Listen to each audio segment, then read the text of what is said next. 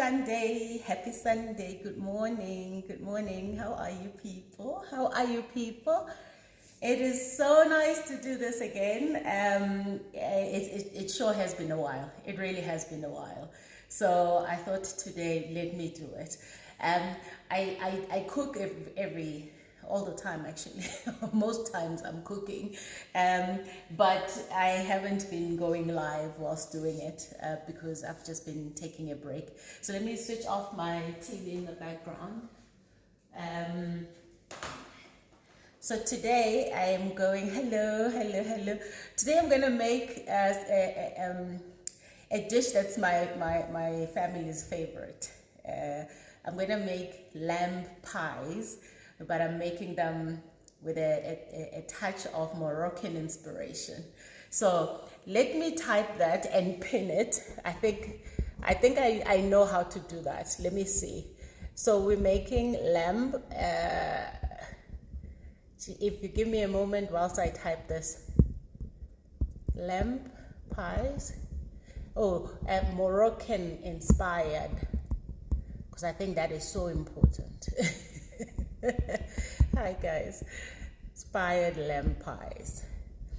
And my kids asked me to make these because actually we haven't, I mean, at the back of the reins there's quite a bit of okay, now I need to, I found it, pinned, yes. So yeah, at the back of the reins, so they're feeling something, feeling like something a little hearty. So I said, okay, mama is onto it. Thank you very much. Happy Sunday. No, it's not a chef's dress. It's just a linen dress. And this apron I got from somebody very special who wasn't even in Namibia, but got it made for me. A really special gift. Thank you so much. So today I'm wearing that. How are you? Yes, I'm going to apron your page. We're in Namibia.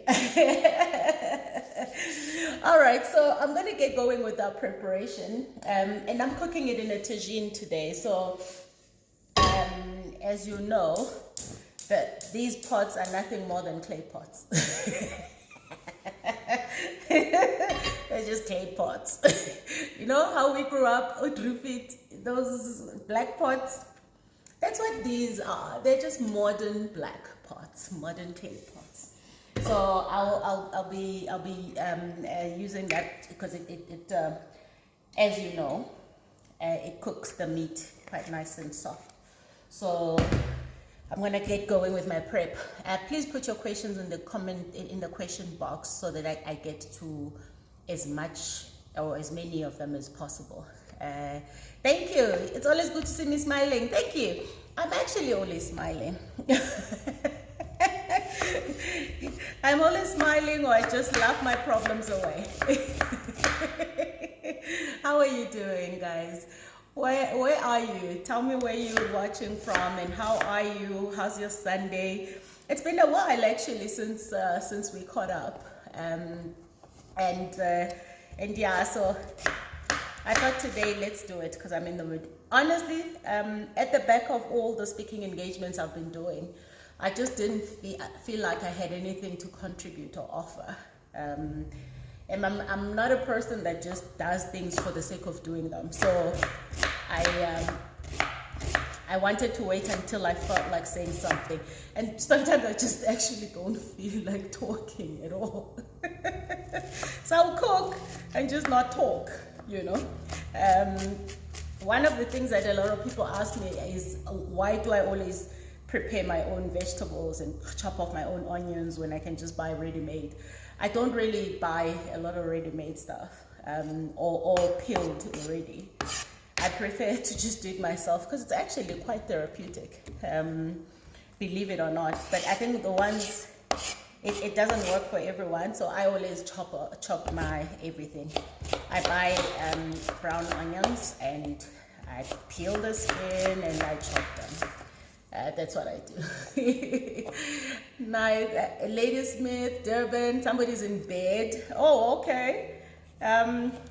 Did you have a heavy night? Or are you somewhere where the time zone is different? All right. So, I mean, right now I'm doing nothing more than just preparing the onions.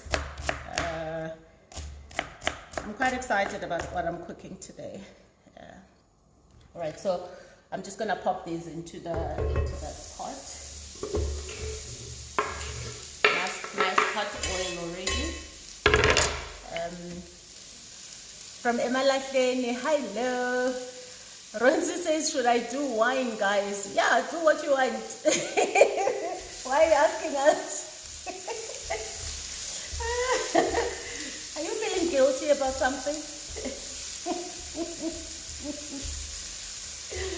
That is such a wasted emotion, let me tell you. Okay, so I'm also gonna add some peppers, you know, typical Robert peppers. I like to load my meals, especially if I'm not gonna make vegetables on the side. I like to just add the vegetables to the meat dish so that I feel at least like there's nutrition. Thank you. My apron was made in Namibia. I'm actually gonna, I hope that somebody's watching who knows where this was bought from, but I think they did contact me on DM. Yeah, but it was a gift in from someone I actually met here on Insta, and she had it prepared for me and made for me in Namibia when I was there, which was very, very kind of her.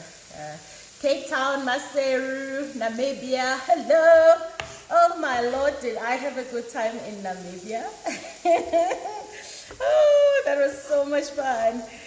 And it was my first physical speaking engagement since March 2020.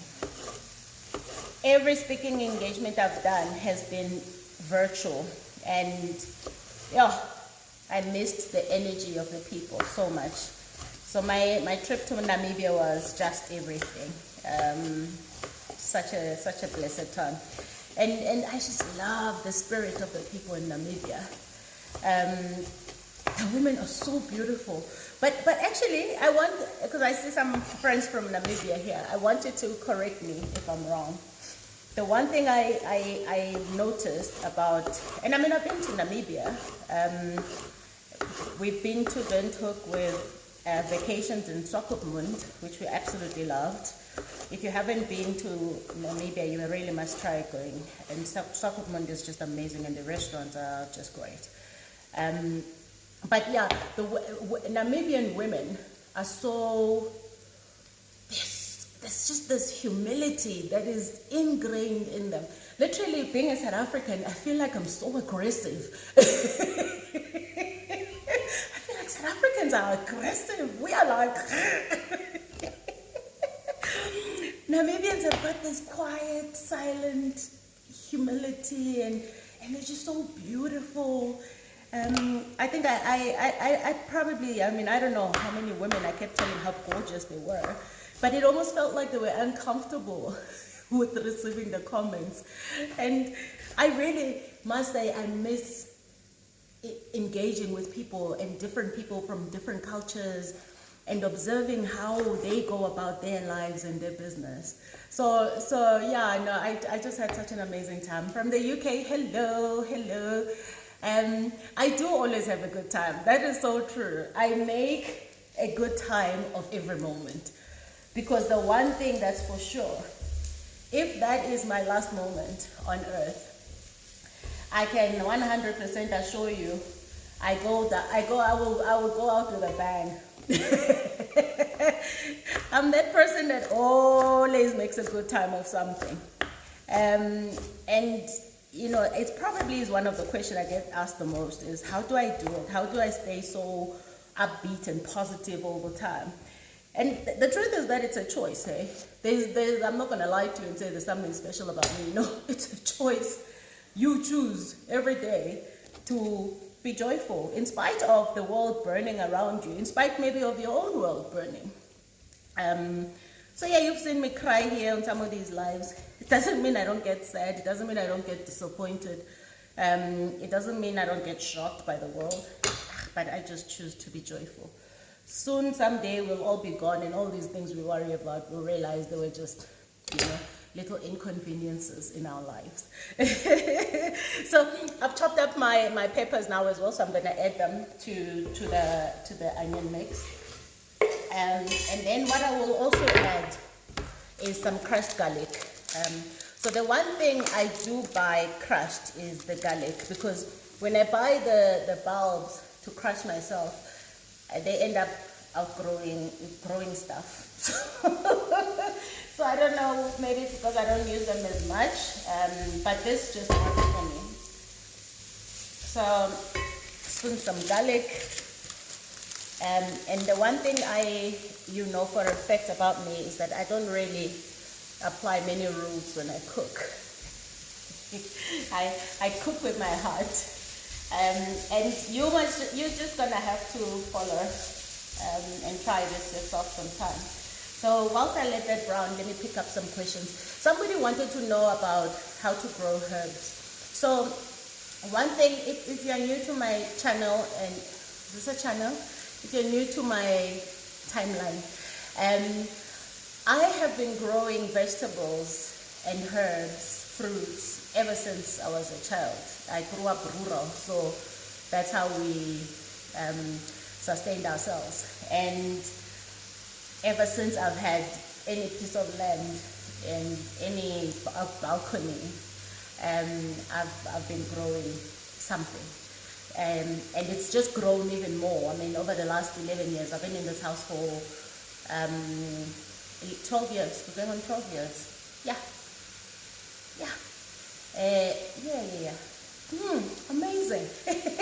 Yeah, we've been in this house for going on 12 years, and I grow. In fact, over the years, I've been wrestling my husband for more land to grow, because he wants lawn everywhere. He loves the lushness and the green of the lawn. I want vegetables everywhere. Every single space I can find, I just want vegetables, because it's such a spiritual thing for me. It's not just about sustenance. It's about honoring nature, honoring the land, honoring God, and teaching my children that you have your own two hands. You can grow whatever you want. You never have to grow hungry, and just let that be a culture of ours. So we don't only grow our own food largely. I mean, I wish I could grow everything, but I can't. We also, our power is backed up by solar, so we use the sun to back up power. So when you guys are sitting there crying and writing on Twitter about how bad ESCOM is, me, I don't even realize that there's load shedding. Because I know how painful it is. I've lived through it. I even lost business. I drowned a lot of money in a business where there wasn't power. So it was so traumatic for me. Back in 2008, I had to shut down a franchise business, which was a food business, at the height of the power crisis. It's strange when I say at the height of the power crisis, because that was 2008, and we still have the power crisis in 2021.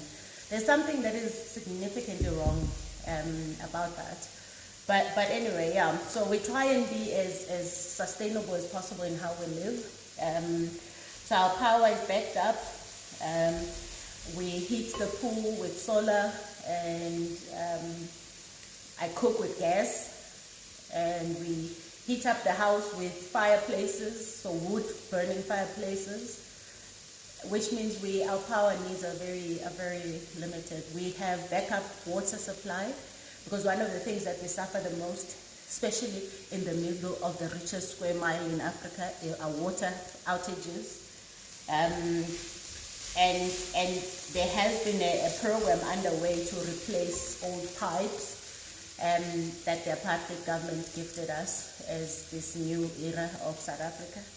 So there's been a big project underway to replace the pipes. So they replace the pipes, and then the pipes burst, because clearly there's something wrong. So between the apartheid government that gifted us fraught infrastructure and the corrupt government of now, that's now gifting us some new infrastructure, but also something ain't right with it. There's always water outages. So you just end up, it's the one thing that is just very difficult is being dependent on the government for everything.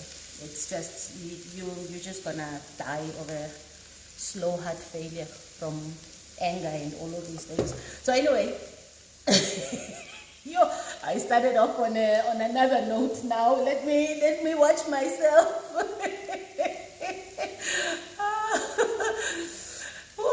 But guys, if we're gonna wait on the government to do something for us, it's not gonna happen, hey? And I am one of the most positive and most patriotic people you will ever find. But there are realities that hit you so hard that you just have to find a way. If you can find a way, you have to find a way of doing things independent of the government. Yeah, my electricity bill is not as high because what takes up a lot of your electricity bill? It's your stove, it's your geyser, our geyser has we have a timing thing where it only heats up the water from a certain hour to when we need the water in the morning. And then during the day when you don't need hot water, it switches off. And then when you need, so it's timed to only heat up when it's required. We've got water tanks to collect rainwater. So when you see me happy and doing the dance, you must know maybe rain is involved in that happiness, because then our tanks are full, because we've got 2 tanks. But we use the 1 tank for showers, and it services the side of the bedrooms and bathrooms, and then another tank we use for the living side, so kitchen, drinking water and cooking water. It's filtered water. We filter the water. And these are all things that, all I've ever wanted in my life is not to be dependent on anyone, even the government. I just want a safe country to live in. I want to feel that the policies are conducive for me to do business. I want to know that the government cares about its people and does the right thing for its people. But at the end of the day, there's very little that the government is going to step down and give to me. And if you are sitting there waiting for the government, shame. By the time it gets to you, you'll be long gone. All right, so so herbs. Let me tell you about herbs, because somebody was asking me. Herbs are probably the easiest thing to grow, and you don't even have to have land, So if you don't have a garden, that's okay. You can grow herbs in pots. They do very well in pots as well. So even here at home, I grow some on the ground and some in pots. And they're the easiest thing you're going to grow. They are such low maintenance. You just have to make sure that the soil you're using is prepared well. So just buy prepared soil or buy organic fertilizer, or, what do they call it? What's her name? Joy. Joy from Organic Kitchen Gardens. If she's here, she must pitch in. But yeah, you can also actually access her IG. So Organic Kitchen Gardens. I did a live with her on how to grow your own herbs. Now, Joy being Joy, and that's her job, and she's so passionate about it. She wants to go the long way around, grow your own seeds, and then get the seedlings, and then like that, But it's nice for people to have that option who want to do that. I buy ready seedlings, so seedlings from the nursery, or I actually use the seeds directly onto the ground. So I've tried the greenhouse option multiple times. Sometimes it works, sometimes it doesn't work, because I sometimes forget that I need to do something with it. So when it's on the ground and there's rain, oh heaven, because there's very little that you have to do. And with herbs, you can buy them at any supermarket, any nursery, and just plant them. They grow so well. They do very well. The only thing that I have found is not doing as well as I would like is parsley. But everything else. So with parsley, I think I just don't have the patience for it because it just takes a while and etc. But mint, coriander, rosemary, thyme, all kinds of thyme, in fact, different kinds. Rocket, if you use rocket, plant it, it grows so well, but it grows fast and out of control. So only if you use it daily or, you know, quite frequently.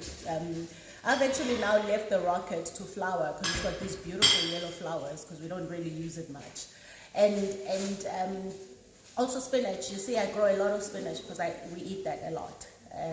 So it's always great to grow the things that you use every day because then you feel the value. I don't buy any herbs. I even grow chives. Now we've grown kale. I mean, in mid-August I was planting, and I think I posted something about that. We've been harvesting that already. So kale, I've got pak choy, I've got, I'm still growing more spinach, more spring onions, growing my own onions. What else am I growing? Radish, beetroot. Yeah, I'm growing a lot of stuff. You'll see, it's coming, it's coming. All right, so our mix is looking good. So let me just quickly show you that. If you can see, that's looking good. So now I'm gonna get my onion, my lamb ready. So I buy for the pie, I buy the boneless lamb. You can cook the lamb on the bone because I mean you get nice good flavor there, and then just shred it off the bone as well. That's also another option. So what I'm gonna do with these, I'm gonna cut them into tiny little pieces. It's quite a bit of work, but what I don't want shredded pieces. I want small pieces. So when they eat, and I say when they eat the pie because I don't eat pies. I just keep the stuffing and make myself something on the side. So I've got some leftover papa from yesterday. That's what I'm gonna have today. I don't eat pastries, so yeah. So I just cut it up into little pieces, and then I'm gonna put it in there. And let me just see. Let me get on with some questions. So, but anyway, before I get to the questions, what has been happening with me? Yeah, the trip to Namibia was really amazing. Really beautiful people. And then I also had the great opportunity to go on vacation because you guys, I don't live to work. No. Work is just this thing I have to do to realize my dreams. but I work to live and enjoy my life. So yeah, vacation was good, but I'm that person that's always looking to travel. I'm always thinking, where can I go next? So I always have to have something to look forward to. I don't eat pastries because I just don't have a palate for it. It's the strangest thing. It's not like, I think I have a minor gluten intolerance, but I know it when I've eaten something that I like. Bread. I don't eat a lot of bread. In fact, the only bread I can handle is brown bread these days. But even that, I'll have a heartburn of note. But pastry, anything with pastry. I don't eat croissants. I don't eat muffins. I don't eat any of that stuff. And I was in a meeting the other day where I forgot to tell them I don't eat those things, and that was the only thing to eat, and some fruit kebabs. So I had this little pastry thing because I was so hungry, but no, it was not a good thing for me. So I don't have a palate for it, but also I think me and pastries don't mix. So that's probably one of the reasons why I also don't struggle a lot with weight. Outside of the fact that I actually do eat healthy and I exercise and I drink water, I sleep, all the important things. I just think also I don't really have issues with food that then add on to the struggle. Yeah, and that I can't really say, oh, I wake up and I'm like, no, I don't eat carbs or I don't eat pastries. I know. I eat a lot of papa though. It makes up for all the bread I don't eat. I must check my what? DM. No, why? I can't get to every DM, guys. So maybe I will, maybe I won't. I can't promise. Some of the DMs I get though, guys, are cake. They really don't even require my response. So I'm just like, no. How do you think it's okay to ask me things like that? Okay, let's get going. So I'm good. I'm nicely rested. And I know this is a lot of work because I'm like cutting up all this lamb, but I told you, for me it's very therapeutic to be cutting these things. But I do have to take some of your questions. Hi, let's see. Oh, okay. This person says, I'm a financial manager wanting to transition to project management. What skills should I pay at? I assume I pay attention to. Firstly, you need to teach yourself. You can just Google, what do project managers do? And then you can take courses. There are many institutions that do introduction to project management. But to be honest, in the world of online learning too, I mean, the part that you can start at is just get to educate yourself about what project management is. But also, why do you want to transition to project management? What about it it tickles your fancy? Because I can tell you that sometimes people think project management is this easy way to get to make money or get to tell people what to do. It's one of the hardest jobs you'll ever do, because you have to deliver through people. So your leadership skills are incredibly important, and you get tested every single day. And you're constantly battling conflicting priorities, which for passionate and professional project managers, that is where it's at. I mean, when I was a practicing project manager, that's one of the things that really drove me was that rush. But you soon realize that stress is also addictive. So, you know, I think I was addicted to stress at some point. And we say this, we camouflage our addiction to stress by saying, oh my gosh, I want an environment that's fast-paced, where I'm going to be able to apply my... fast-paced, you're going to cry every day from stress. I guess I'm older now. I can look back on these things and be like, yeah, fast-paced, okay, no, it's fine. Because unfortunately, those things do come at a cost. So anyway, the point is that why do you want to transition into project management is probably the one thing you want to answer yourself.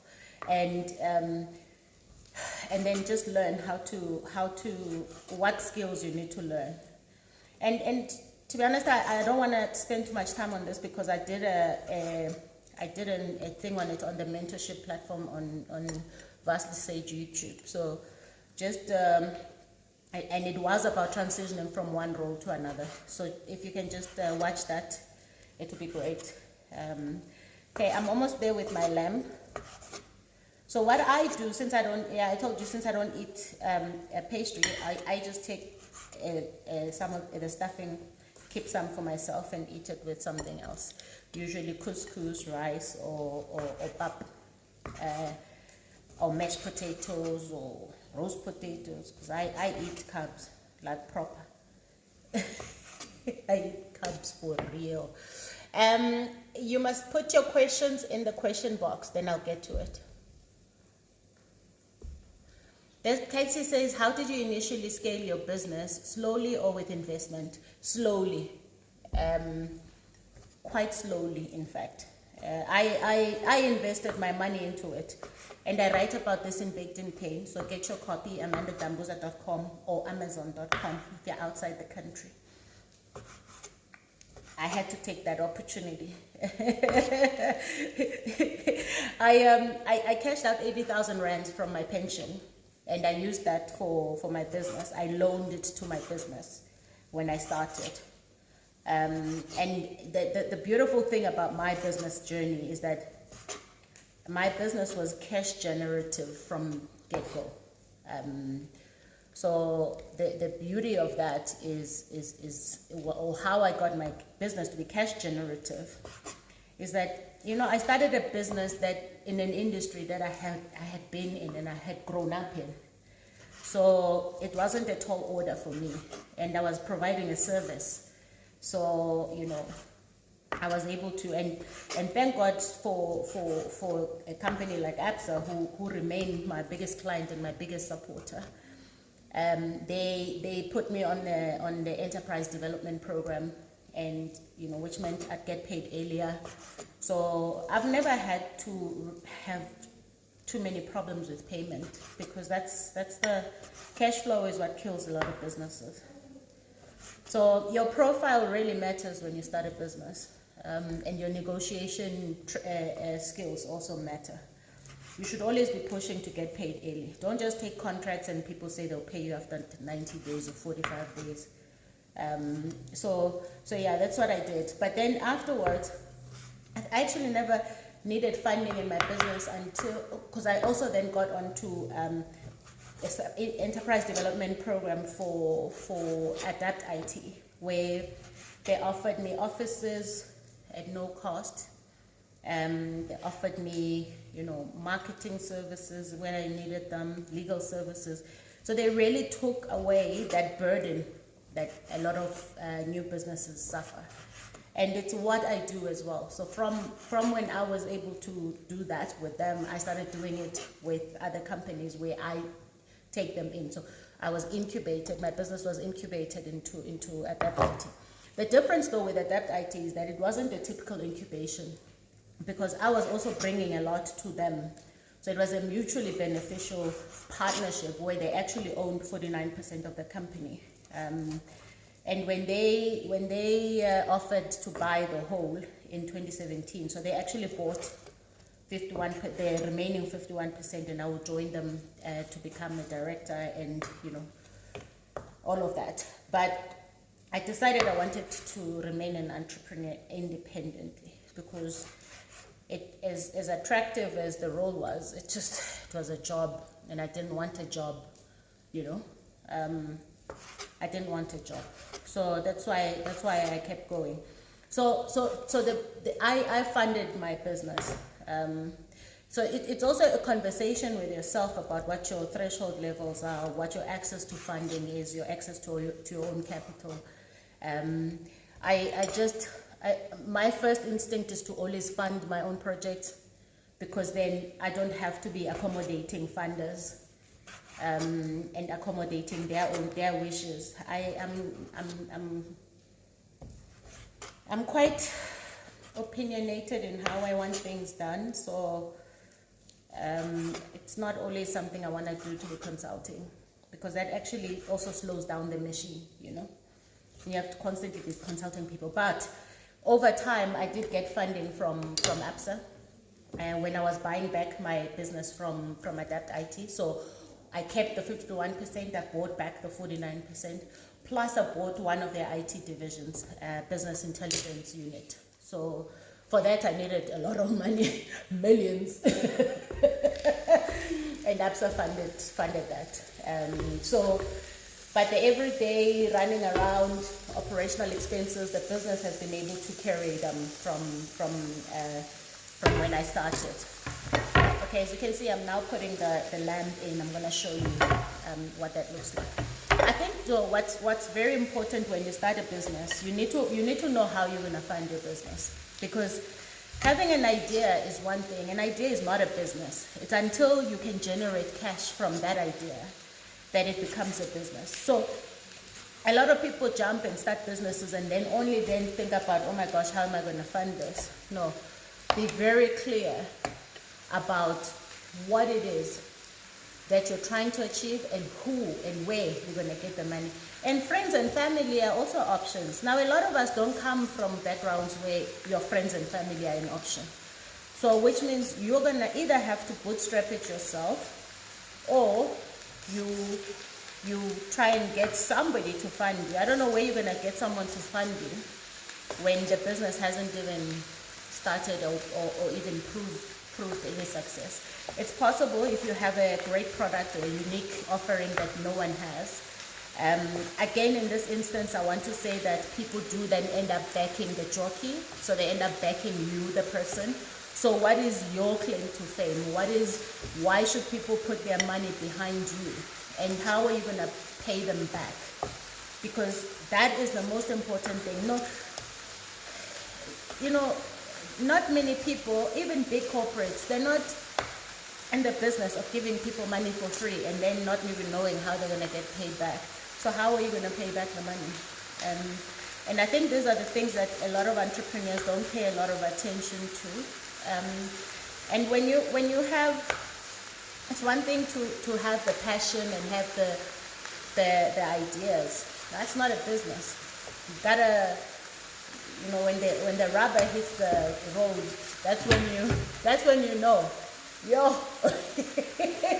But I must also say, guys, there's this, and I was saying this the other day. I went and did I was part of a panel with Andy Lekumalo, and I am an entrepreneur, and it was, we were talking about this thing where entrepreneurship is hard, okay? So I'm not gonna try and mince my words about it, but I don't think it's harder than corporate. In fact, I think entrepreneurship is easier than corporate, because I've been in corporate, and I look back now, and I look back on the 13 years I spent in corporate, and I'm like, I don't know how I did that, because corporate environments are hectic. And a lot of things in corporate you are not in control of. Conversations are happening outside of you. When you're an entrepreneur, you are in full charge, in full control of your destiny. So, and the destiny isn't just about owning your time and being able to do some of the other things, you know, and hustle other things. It's about the fact that your earning potential is not determined by somebody's mood. It's not determined by who you spoke to how the other day. It's 100% squarely reliant on you. And you know that the effort that you've put in, at the end of the day, you will reap the rewards, and the rewards are big when you reap them. But maybe you just have to hustle a bit harder and maybe wait a little longer, and be patient. And this is one thing I have learned in business, is patience. Even when my team is like, oh, but this, I'm like, patience. If this is not meant for us, the next one might be. We just keep doing what we are doing every single day. Without fail, we show up the way we have committed to show up.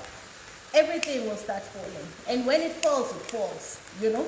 And it all falls into place. So I don't think entrepreneurship is as hard as people.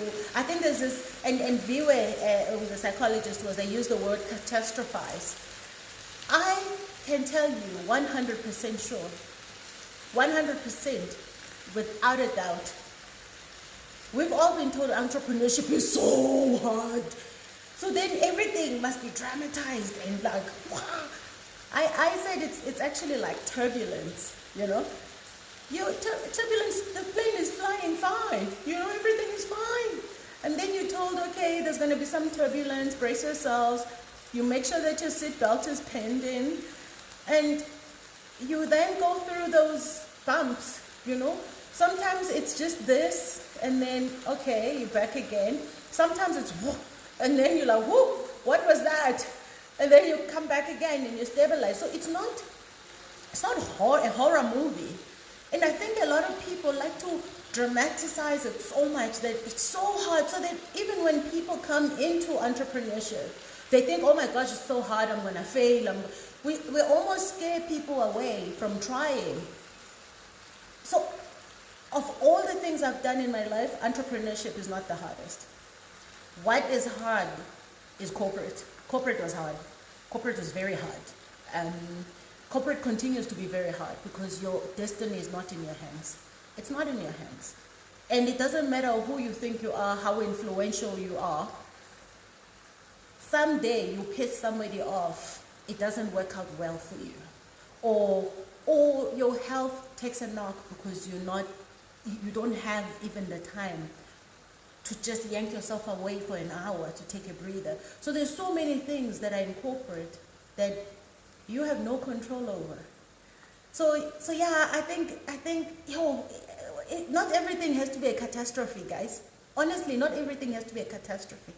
And we all don't have to be running around acting busy, acting like, oh my gosh, I'm an entrepreneur, I gotta be busy, and acting, oh boss lady, boss babe. Guys, let's be responsible, okay? Let's tell people the honest truth about the hardship that you're going to find in entrepreneurship so that they prepare themselves for it. But let's not overly dramatize everything. It's not like we're going to get awards for this thing, you know. It's hard, yeah. But honestly, I don't think it's as hard as people make it out to be. Anyway. I'm just browning the meat now, so I'll show you what that looks like.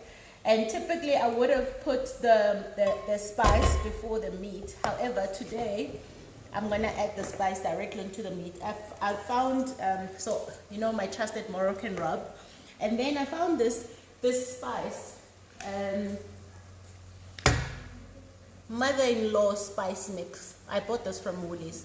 I'm not endorsing Woolies, just telling you about the spice I got, okay?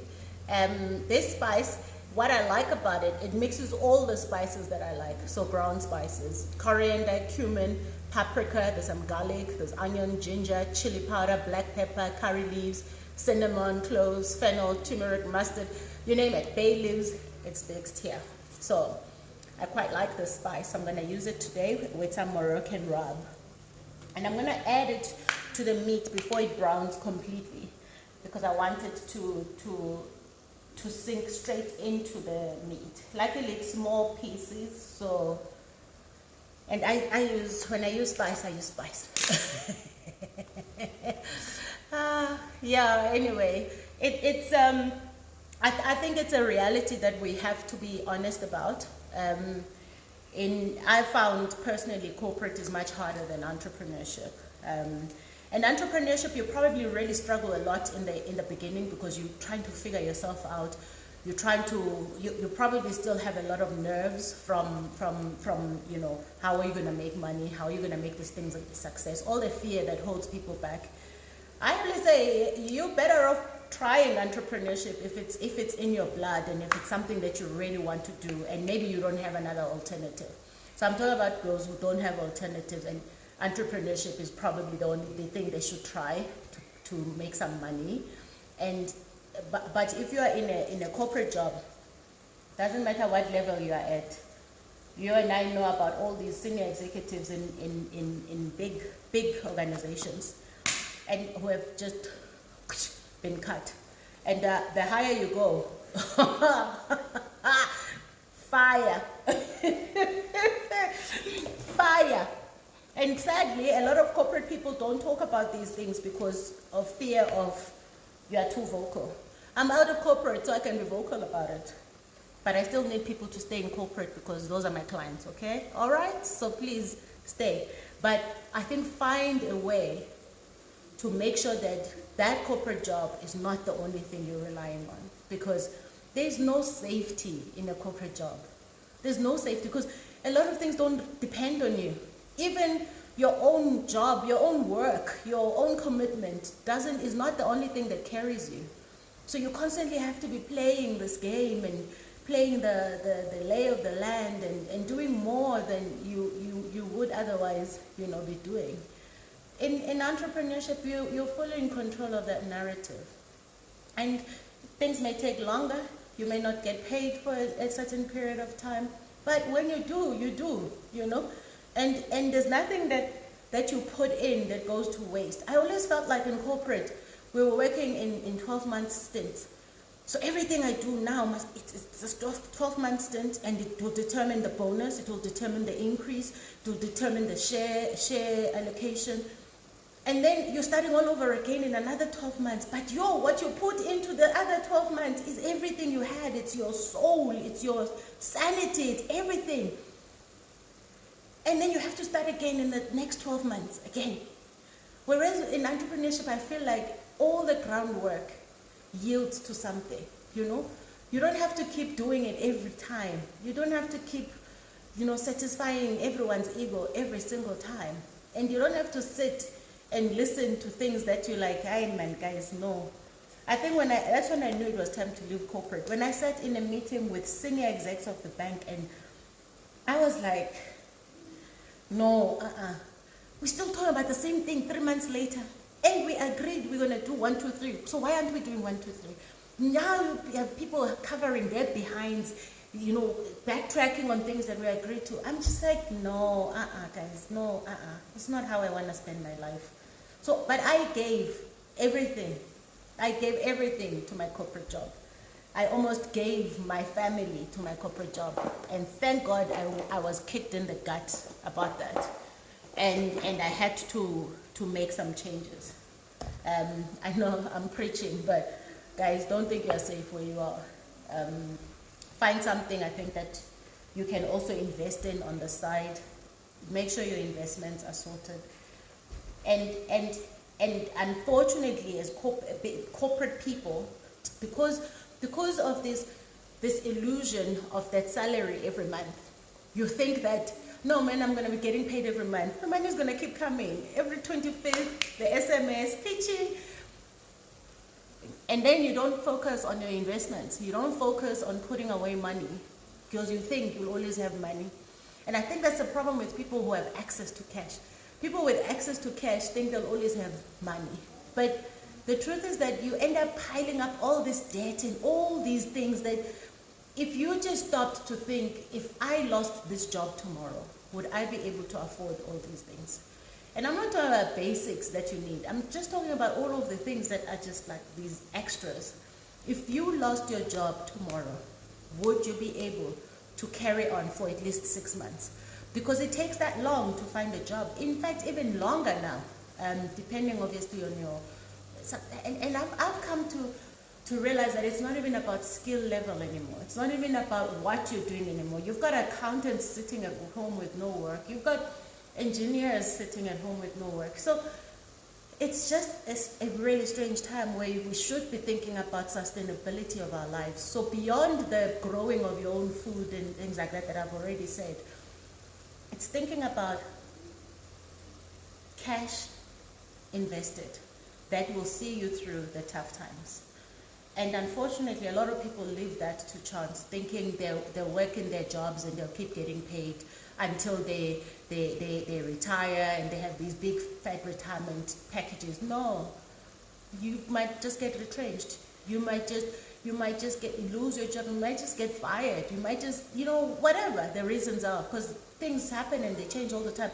It's not your company. It doesn't even belong to your uncle, okay? So why do you suddenly think that they must care about you and your future? Only you must care about your future. The contract you have with your employer is you show up, you do the job, they pay you. You do the rest. So entrepreneurship is not this horror movie, guys. Let's not lie to people.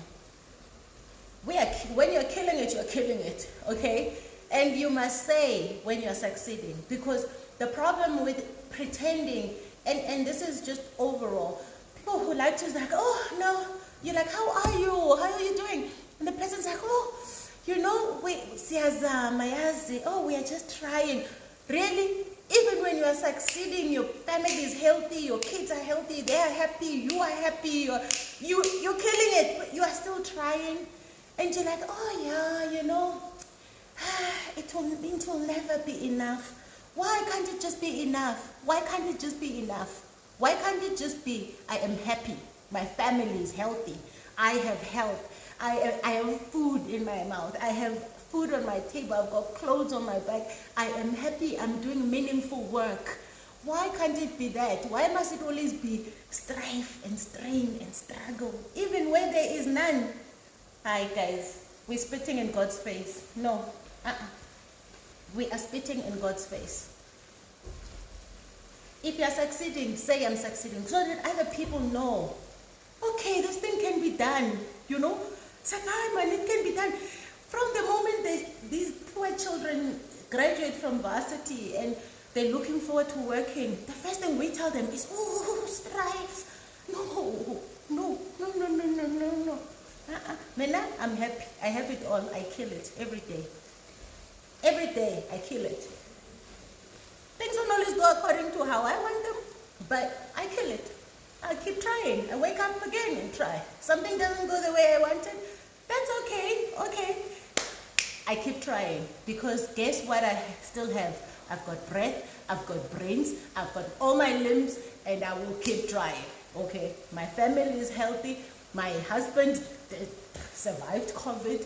We are fully vexed. We are starting to mingle. I'm like, life is good. Life is good. Yeah, life is good. Doesn't mean I don't have disappointments. But this thing, dramatize everything is just drama. Everything is drama. Your life is good. You want drama. You know, I even have friends like that. You know, you're not friends, a friend.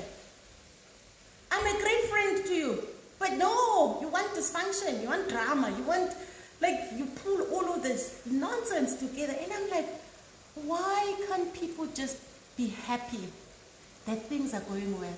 You know, even when things are going well, you must go grab a lot of drama and strain and strive, even when things are fine. Even when things are fine. This is looking so good, guys. Let me take a... I'm preaching. I'm feeling myself preaching. Somebody asked me where my verve was. It's over here.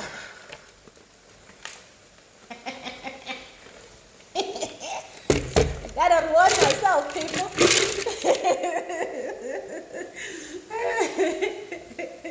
What time is it? Yeah, I'm sure it's 6 o'clock somewhere. It's nicely chilled. Hello, everybody. Hello, welcome. All right, I'll show you what I'm cooking. Thank you so much. But I really think that honestly, we need to be, our mindset needs to change. We can't change how we were brought up, but we can change some of these narratives and how they show up for us. Because remember, whatever you tell your mind, if you keep telling your mind you're struggling, you're striving, everything is a strain, then everything will be. Even when you are happy and everything's going well. I speak to so many people who like, everything is good, but I don't feel like it's enough. I don't feel fulfilled. I feel like I'm failing. It's because you keep dramatizing your life. You keep telling yourself that things are not going well when they are going well. So how about you start to tell yourself that actually I am doing well. I've got a great job. Or my business is starting to make money. Or you know what? I'm a great human being. I'm a great humanitarian. I'm a great mom. I'm a great father. I'm a great, you name it. Whatever you're great at, please, can you just focus on that? Everything else, I can assure you, life is already going to take care of it anyway. You are going to have the struggles. It doesn't, it's not something that is going to be like it's a big shock. No, it's going to happen. You'll have tough times, but let's stay in the moment where we are really killing it, and let's take the lessons out of the moment where we are struggling. So it's 8 p.m. in Australia. Lebogang is in Australia. Hello, cheers. Yeah, so that's my preaching stance for today. I'm gonna get to some questions in a moment. I think I'll take a sip after all of that.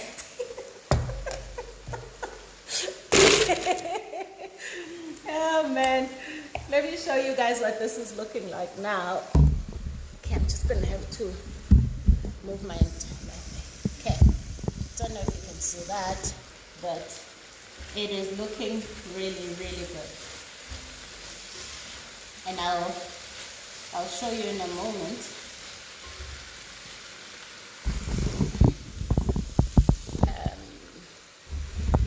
Let me quickly show you what it's looking like. I just need to do some admin here. Okay, there you go. You see, that's looking good.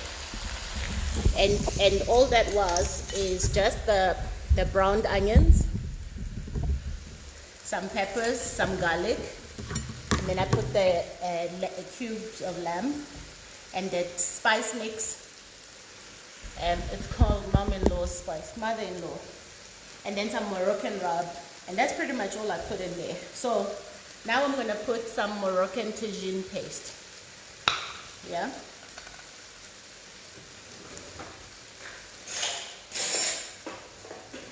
So let's put, I use the whole can for this. It's not a can, it's a bottle. But I think all you people who grew up Bantu education wise know when I say can, it's anything, bottle, can, plastic. so I put that in, I added that, and then I also want to add a can of tomatoes. So this is diced tomatoes.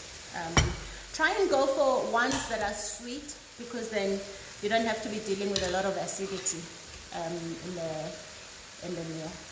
It's lamb. There's a comment here that I've pinned. I'm making Moroccan inspired lamb pies. So the person that's asking what meat I'm using, that's the meat I'm using. So let me show you this. Let me show you how beautiful it looks with the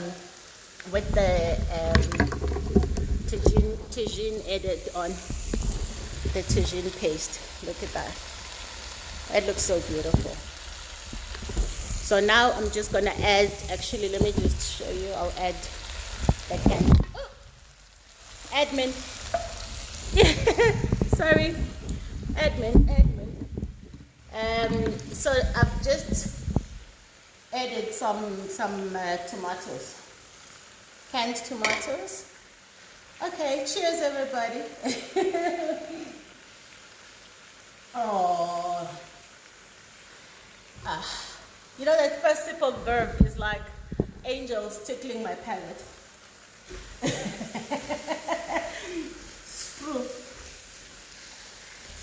Okay, so now let me tell you what I also add here before I get to the next question. Now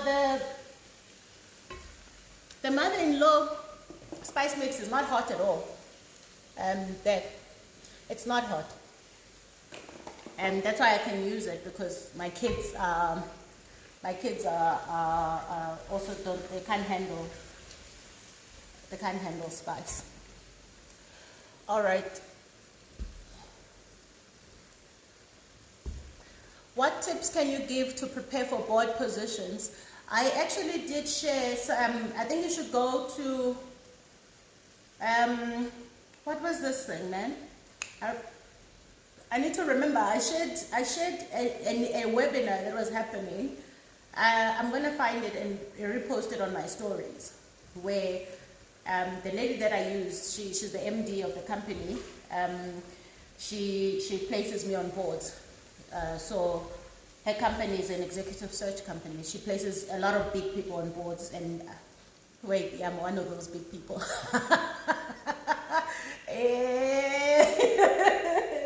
Yeah, anyway. These reminders, I am. So yeah, she actually talked about the process to get to sit on boards. But you sit on boards because you have a particular skill set that boards are looking for. So it's so important to understand what boards are looking for. So you can even attend IODSA courses about composition of boards, or you can even just read that up, to be honest. Just read that up. How you prepare for boards is be good at what you do. And what you do must be something that is required in a board. So, I mean, I'm not sure how else I can explain that. And it's not about being, so many people are succeeding in boards without being chartered directors. So it's not about you go and study and become, no, it's understanding and learning and teaching yourself what boards do. What are the responsibilities of a director? And also, what are the skill sets you look for? So you'll understand, if you understand how companies work and how boards work, some of the committees in boards, You then understand, okay, if you're a chartered accountant, you can contribute, audit committees. If you are an IT specialist, you can contribute risk, technology, and compliance, you're a compliance person. But boards aren't always looking for a person that just only has one skill. With boards, you have to have the profile must be about what they're looking to add to their board. So what do they already have? What are they looking for? What do you bring that it will fill up that gap? So for example, I'm an IT person, so I'm an IT representative, plus a former corporate executive, plus an entrepreneur, plus you name it. So there has got to be a full package of what it is that you are offering, that you are bringing to the table.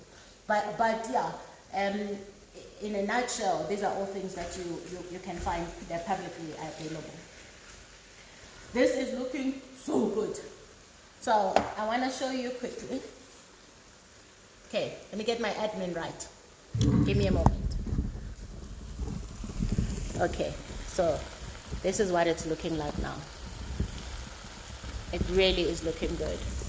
And what I'm going to do is just add, I'll give you a trick. So this is spaghetti butternut. And what I do with butternut, and especially in spaghetti form, because it will cook quicker, it actually thickens the gravy. So it thickens the whole meal itself without you adding too much stock. And you all know yourselves with your Royco. We grew up on Royco, guys. It's the only thing we had. But sometimes people would pour so much Royco, they think that the Royco will turn into meat.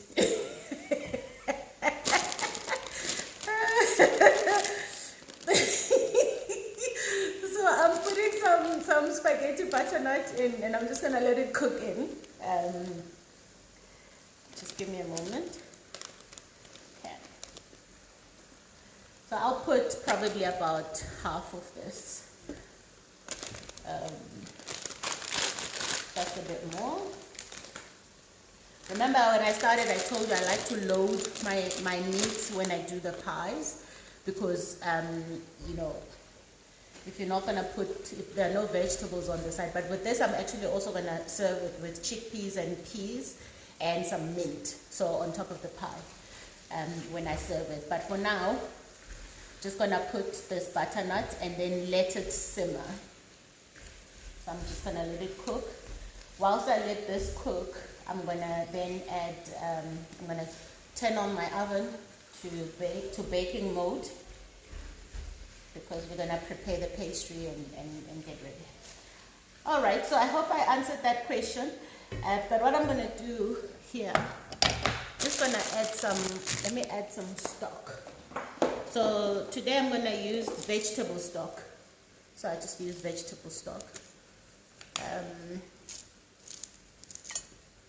Yeah, guys, don't tell Royco people I said that.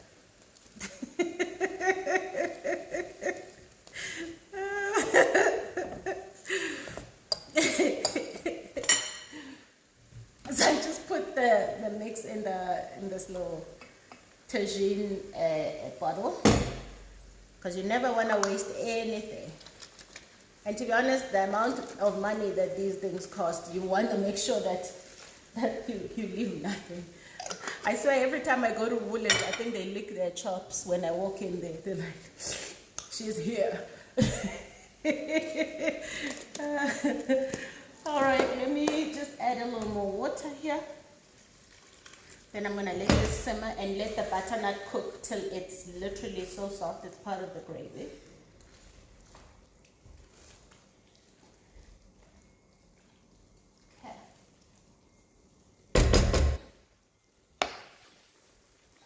All right, let me see some more questions. Are you still there?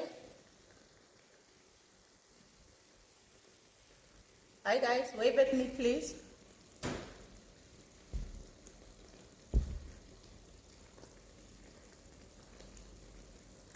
My questions are not coming up, so I'm not sure if you can hear me or you still have me, or if I've lost you. Just wave at me if you're there. In the meanwhile, I'll just stand here and drink champagne.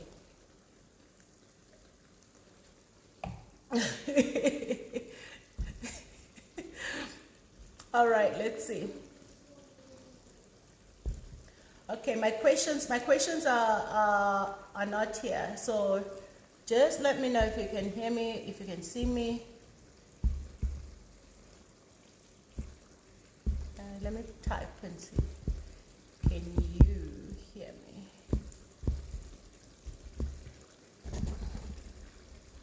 Okay, let me wave at you. Are you there?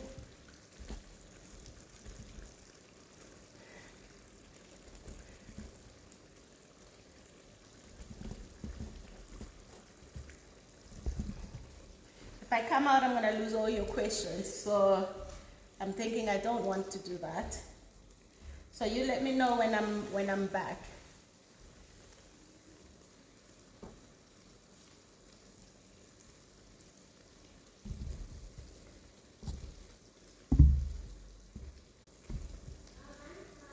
Okay. Oh, all right, cool. Okay, I've got you guys now. Thank you. I thought I had lost you there for a moment. You can even hear the pot boiling. All right, thanks. Okay, so the other question from Kanyesile is, what do you use for your face? Always looks beautiful and glowing. Oh, thank you very much. I actually, I am always glowing, you're right, thank you. Because I don't want to lie to you and say that has something to do with some products, no. Because I drink water, I sleep. I really sleep. Like, if there's one thing I do in my life, I sleep. I get anything between 10 and 11 hours of sleep. And I also exercise. So my exercise is the dancing, you know. I stay active, I stretch, I sleep, I eat good food, I drink good stuff. But every time you drink, you must drink lots of water, okay? And I know when to give my body a break. When my body says, no, thank you, I listen. So, yeah. But I then recently went to see my friend, Dr. Bondi of Wellness 360. Wellness 360, that's the IG handle. And she did something to me. I don't know what it was, but she put something that made my skin feel soft and renewed. And then gave me some medical facial products to use. You've lost me.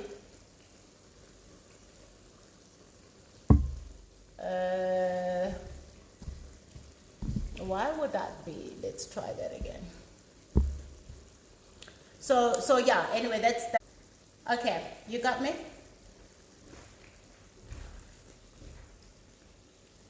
Okay, thanks. I don't know what's going on, but I'm here. So yeah, so my face is that she did some nice facial that made me feel renewed and took off a layer of dead skin.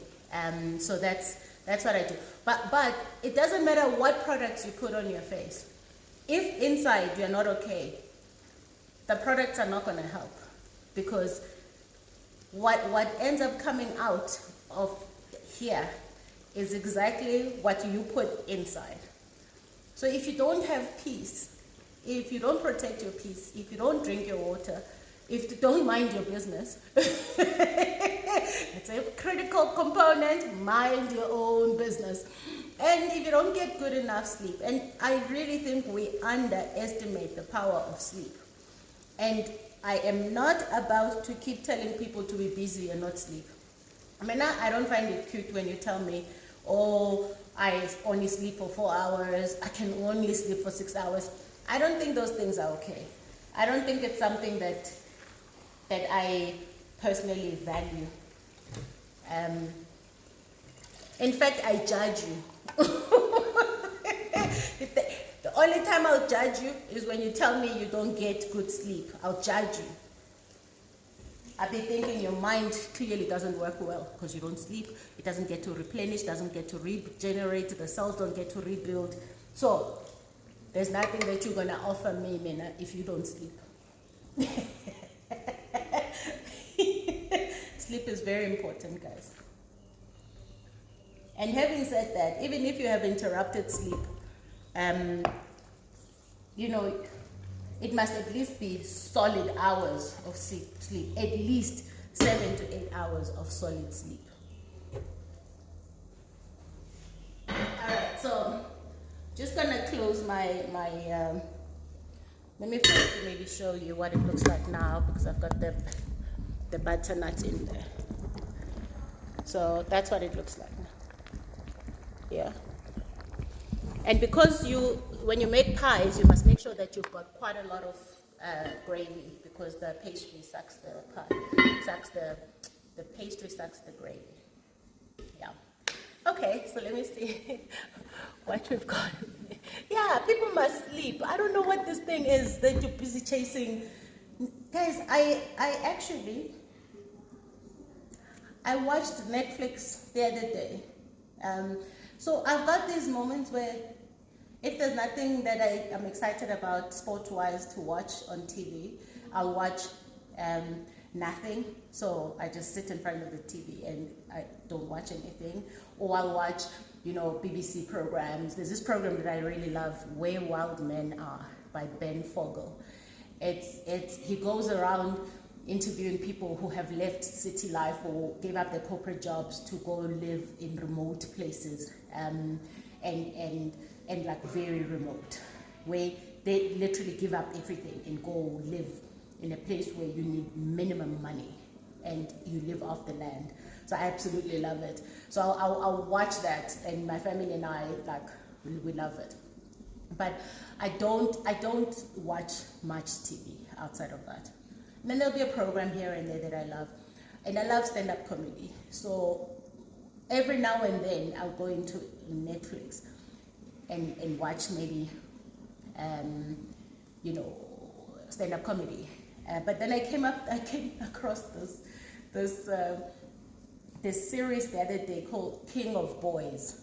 So I love series where, even movies or something, where the lead is a strong woman. And so I think when they're bad, it's like, yes, I want to watch that. Because truthfully, I think some of us, maybe let me speak for myself, I do live through some of those characters sometimes. So I'll sit there and I'll be like, I'll kill myself because I'm so impressed. So I watched King of Boys. And I don't watch things because people tell me to watch them. And I see someone just suggested something, I won't watch it. I'll only watch it because I'm scrolling and then there's something about it that really catches me. But I don't watch Netflix. But I sat and watched this thing. The thing with Netflix, which you all know if you watch Netflix, and maybe it's the reason why you love Netflix, is because one episode, the next just comes like this. You don't even have to pause or press play. So you end up watching TV for the whole day. For the whole day.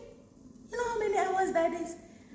And yeah, okay, it's fine if you're needing to just, vegetate. I needed to vegetate that day. So I even phoned my husband. I'm like, baby, I'm watching Netflix. He's like, whoa, what happened? Because there isn't anything he hasn't watched on Netflix. He's got bad sleeping habits. He's that person. And I judge him for it, don't worry.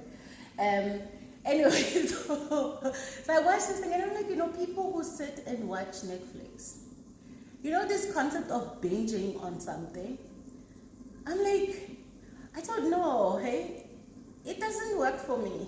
But I did watch 7 episodes and it was half of a day gone like that, but it was fun. I enjoyed watching it. So I have no idea how I got to talk about Netflix, by the way. I think it had something to do with people and how they spend their time. And no, I don't binge on television at all because it's not a thing for me.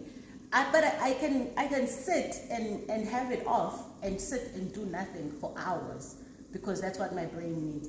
But I do watch it for when I want to watch something brainless sometimes. So when you're just like, okay, let me grab some popcorn and watch something. But what I usually watch is stand-up comedy. and yeah, on the rare occasion I'll watch a series like the one I watched, which was King of Boys, and that was, I really enjoyed it, I must say.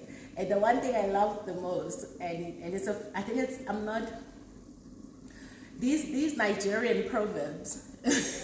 I love them. I love them so much. In fact, I started taking some down. I started writing them. I'm like, what? There's also one that even when it has bathed, a fish will still smell like fish. I'm like, yes, I'm gonna use that. So if you see that, you must know where I got it from. I absolutely enjoyed it. I watched it, King of Boys, and I love women, powerful women in powerful leading roles. Be it, you know, it doesn't matter what the context is. Just the fact that, you know, women are portrayed in that manner, in that sense. I absolutely love that. So I did watch it. Okay, let's get some questions in again.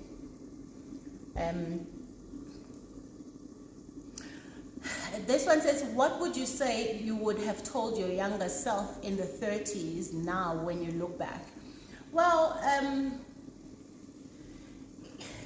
the truth is that even if I told my younger self something, in my 30s, I wouldn't have listened. Like, it doesn't matter, because I was busy breastfeeding and raising kids. All my 30s, I blur. A complete blur. I had the twins when I was 29 years old.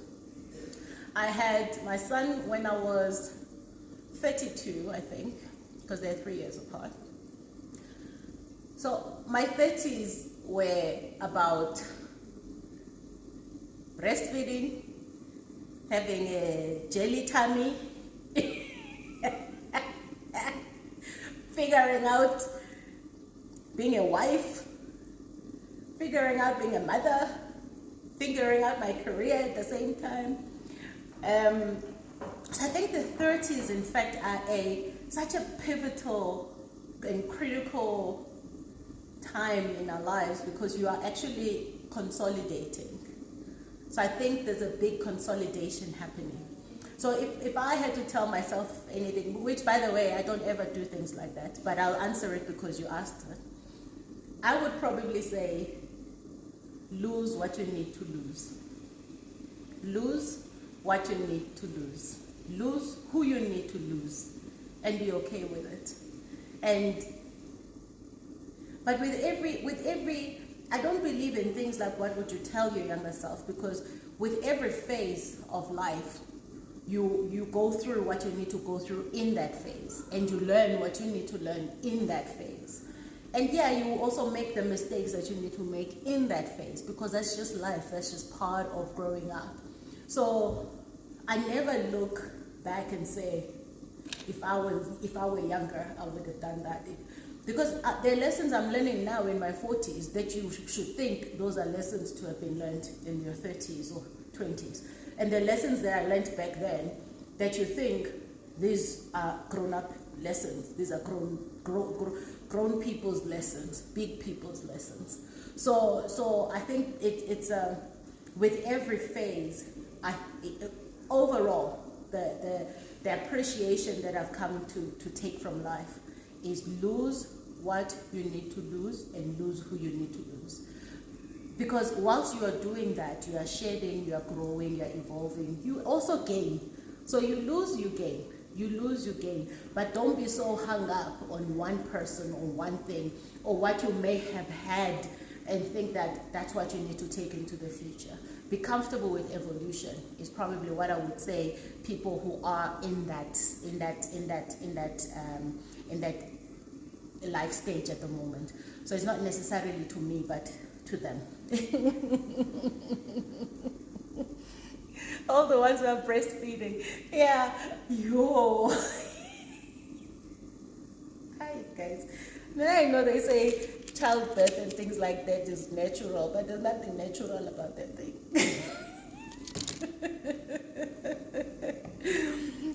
There's nothing natural about that thing. I ain't gay. And the tummy afterwards. Oh. And I was still telling my sister-in-law, Catherine, I said to her, she's now, I said, after the first baby, the first pregnancy, when you're done, I mean, hey, my twins, 29, my twins were 4 months old at my wedding. I was a size 32. My wedding, my twins were 4 months old on my wedding day. I looked like this. And I said to her, yeah, they fool you into thinking that this pregnancy thing, you can do it, your body is fine, can handle it, and then you do it again. And the body's like, hello. It goes, everything goes loose. But here's one thing I want to tell every single mother out there. And especially when you're done having your children, when you're done having your children, you don't have to look like you are still having children. Please, please, please. You don't have to look like you are still having children. That's one thing I'm going to tell you. I don't judge any woman about their body. I'm just saying, don't think you have to continuously look like you're having children long after you've had the children. No. You're not trying to please anybody. Believe me, it doesn't matter who says what about it. Do what you need to do, okay? Do what you need to do. And you are right, someone just mentioned multiple cesareans. I gave birth cesarean every single time because, twins, prem twins. My twins were born at 27 weeks. And it's not like I was going to push them. To be honest, it's not like I ever planned to. I was like, I'm going to fix all this when I'm done. Our mothers could not afford it. It's not because they did not want it. It's not because they did not want to look good and feel good about themselves. What's the point of looking pregnant long after you finished giving children? What's the point in that? Eh? What does that do for your confidence? And it has nothing to do with society and the world. Do it for yourself, not for other people, for yourself. You don't even tell them if you don't want to tell them. Go and do what you need to do. Our mothers could not afford it. They walked around looking like they're carrying twins for the rest of their lives. Not because they were carrying twins, but because they could not afford to do anything about the damage to the body after you have carried the children. And this nonsense of, we must walk around looking pregnant all our lives with saggy boobs that are running straight for your feet. Guys, no. Do what you want. You have money? Do it. Look good. Because the only thing that matters in life is you looking good and feeling good about yourself.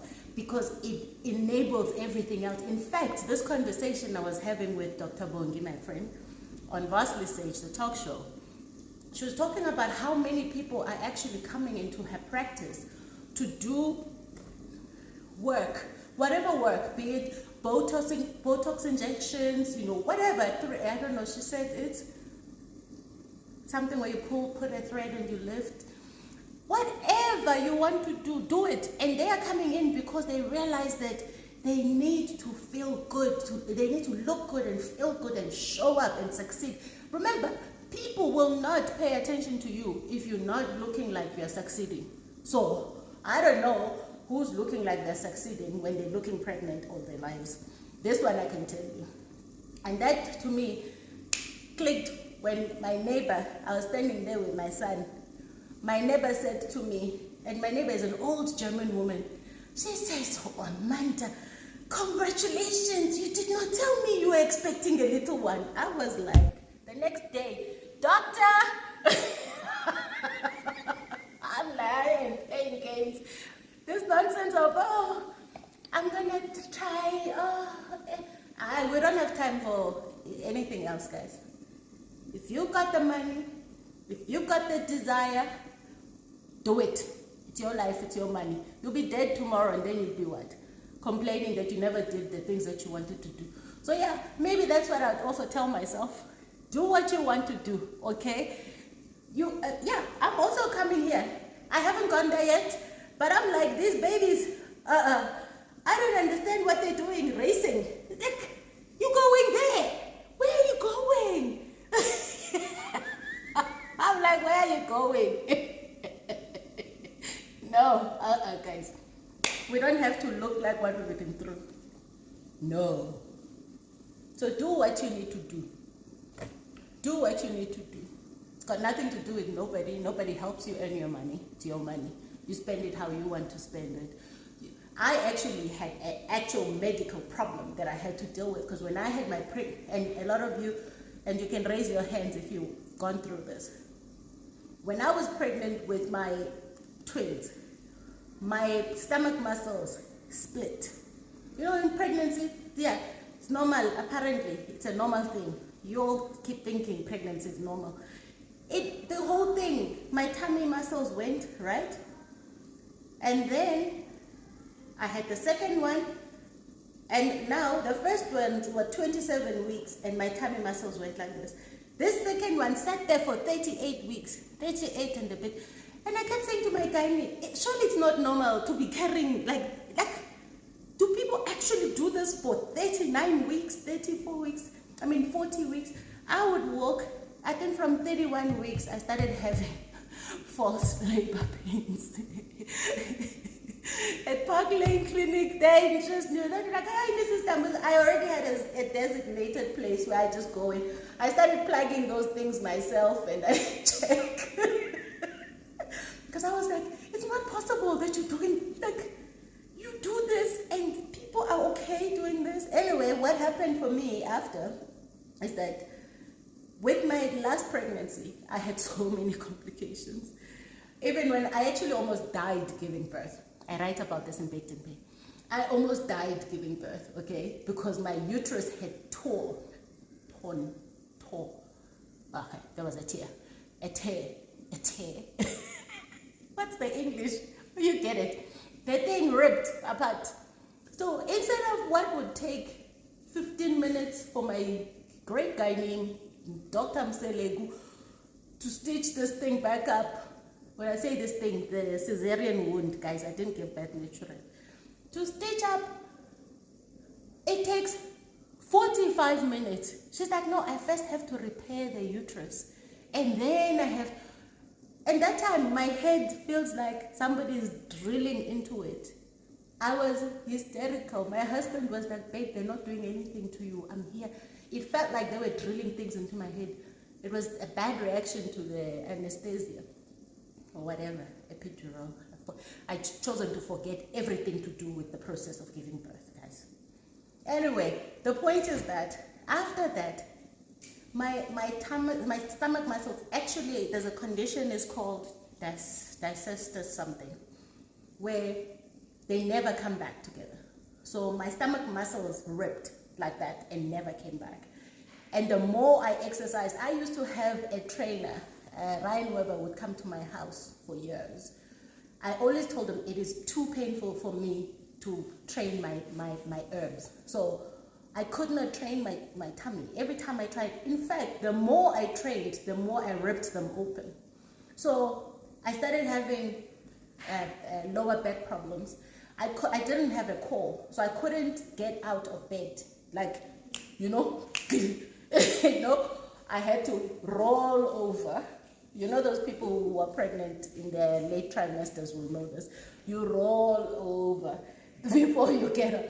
I had that, and I wasn't even pregnant anymore. I was like, okay. So I consulted. I said, listen, first of all, I really need I need quality of life.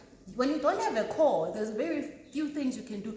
Yeah, my kids were enjoying my jelly tummy because they were like, oh, the jelly. So my jelly never left, guys, because the stomach muscles never grew back. It never left. They're like, oh, mama, jelly. Oh, and they come lie on it. That time I'm like, you know, but I would let them enjoy it. But I said to myself, I'm not going to live like that. I want quality of life. So often it's got nothing to do with being superficial or cosmetics. Sometimes it's actually just really a medical health thing that you must deal with. So when you sit there, you have the money, but you're not going to go fix things that need to be fixed. There's nothing natural about having your entire stomach ripped in two parts. I know you think it's natural, but I don't think so. So anyway, as if you needed permission from me to live your lives. Just reminding you not to feel so, oh my Lord, I have to. Who are you preserving yourself for? Whose opinion matters? It's only your opinion, it's your money. So I had to go and do some procedure there to repair my stomach muscles. Now, see me, how I get out of bed. I don't just roll out, I jump out. That's the meat, okay? That's the meat.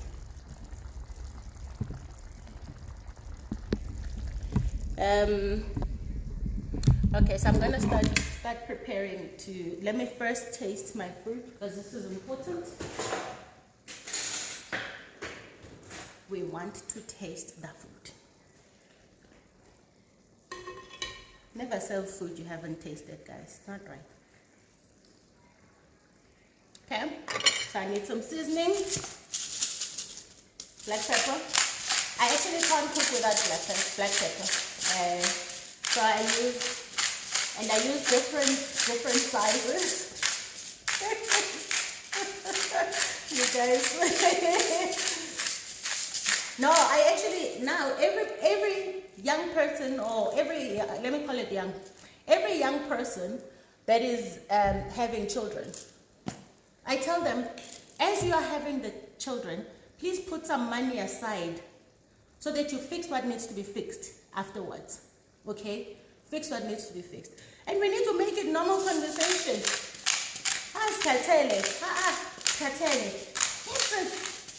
This thing that you must look a certain, you can't be looking like you're still having children when you're not having children. And lucky are those who don't have to fix anything. I'm yet to come across one who doesn't have to fix something after them babies, eh? Yeah, because those little buggers, they rip everything apart. So I was saying the first one, you think, I can do this thing again, you know? And then, second one, you're like, what just happened? You're like, no, I'm not this person. What just happened? Yeah, but anyway, it's a beautiful thing. And then I just use some coarse salt, a bit of it for seasoning. And you must, when it comes to seasoning, guys, some people don't actually take salt in their food, and that's great. That's perfectly fine.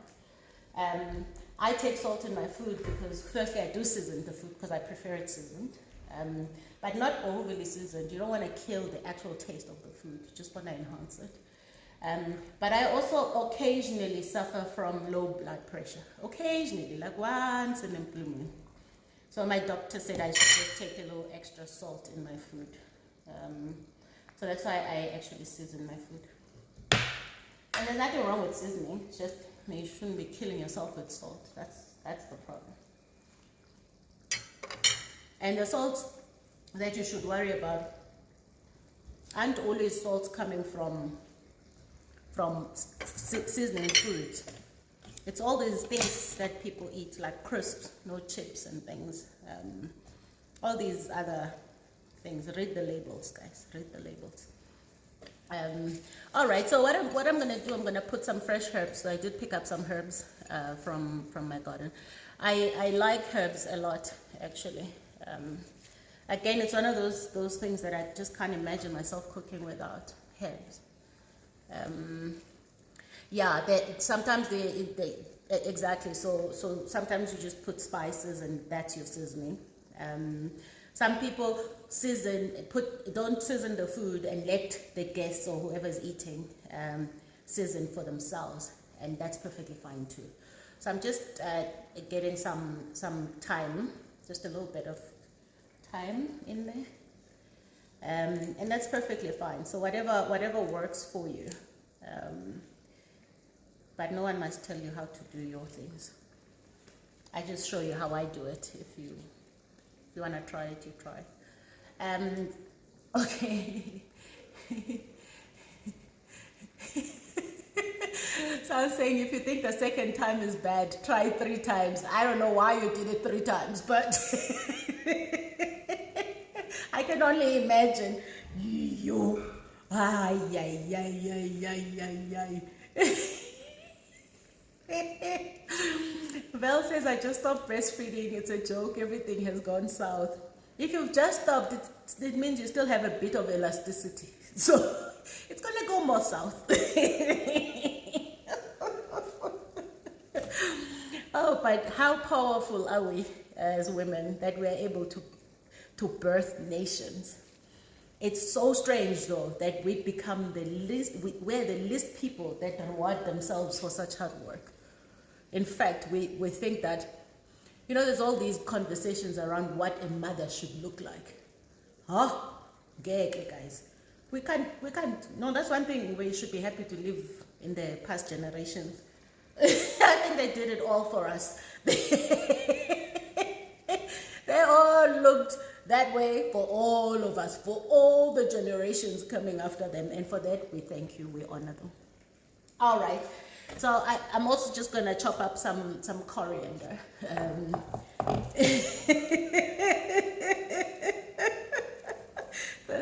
The revelations are stressful. No, they're real. We got to tell you. And this social media age, right? And I watch these things and I am just like intrigued. It feels like young people are just having babies now just so that they can push that gorgeous prem and post it on Instagram. Yeah, the things you have to deal with, they're beyond the prem. Put it the prem, it's...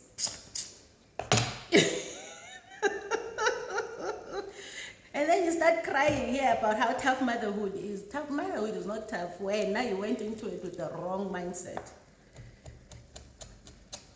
Anyway.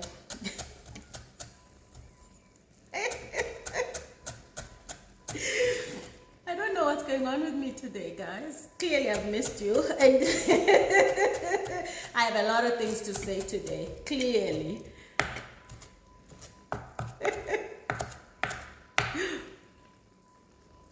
What is that, guys?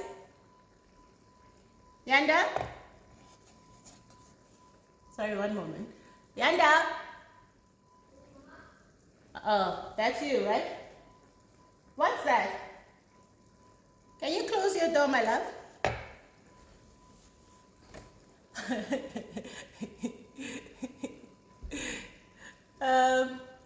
All right, let me go and take some questions, guys. Should intentions be paid or unpaid? Paid.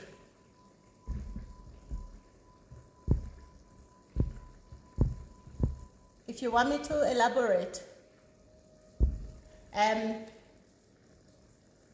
why should people work for no pay? Transport costs money. So I pay my interns. I pay my graduates. I don't even pay graduates a stipend. I pay a decent salary because I've been there, guys. I've been there. And I think that's the difference when you've been in a situation and you are in a position to change it. So I'm not in a corporate that's going to tell me I can only pay a stipend. I pay what I want to pay. And it is, I don't believe that we should be all in the name of we're giving you experience, not pay people. It just feels like slavery to me. Only modern day slavery. And I get it. I get it. There are times when people can't pay.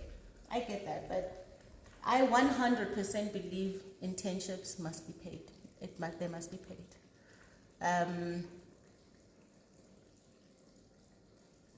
And then Nozimbata says, which party would you recommend to vote for in the upcoming local government elections?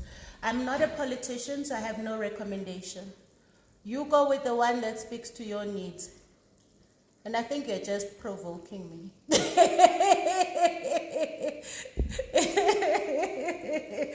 So no, I don't have a recommendation. I will never give a recommendation on things like that. Religion, politics, sexuality, no. But I have opinions. Let people be who they want to be. Let people worship who they want to worship. Let people vote for who they want to vote for. I've got friends who vote for parties I don't believe in. In that moment, in that political conversation, I can 100% tell you, I look at them and think, what's wrong with you? And then in another one, I'm like, Amanda, what's wrong with you? We're all right, people. We are all right. Do what is right for yourself. Vote for the party that you believe will meet your needs. And I can tell you, they're all liars. They're all liars. All of them. So, but I still vote. I still vote.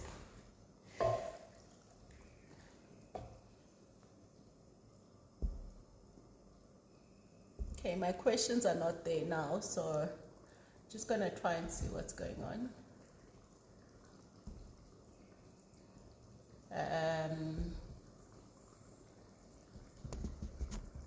Okay, just give me a moment, guys. Okay, you got me? Because I keep losing the questions. All right, so I'm back. Let me tell you what the next question is. How do you deal with a funk or slump? How do you find your way back? I just let myself feel it. Let yourself go through what you need to go through. It's an evolution process. That's what it is. It's and I did an entire thing on Vastly Sage, the mentorship platform. So just go watch that, because I did quite a bit of that. And in fact, I did. That's actually one thing I've dealt with quite a lot. So watch the content. But what I will say is that you must understand that it's a temporary thing. Being in a funk or a slump is a temporary thing. It simply means your life is geared, is ready to move to the next level, or should be moving to the next level. And feeling like you're in a slump is not a negative thing, as a lot of people tend to take it as. It's not negative, it's actually quite positive. But you need to sit in it and experience and feel what you need to feel, and then, allow yourself to move to the next level. And I do write, I've said something about that, and it's actually also in my upcoming book, because I think it's quite an important topic. Please put your questions in the question box. Okay, I'm coming to the next one now. Just give me a moment. Any chance of increasing the numbers of Vastly Sage? No. Sorry, love. We're already over 200, so there's no way I'm going to do bigger than that. It's just going to lose the essence.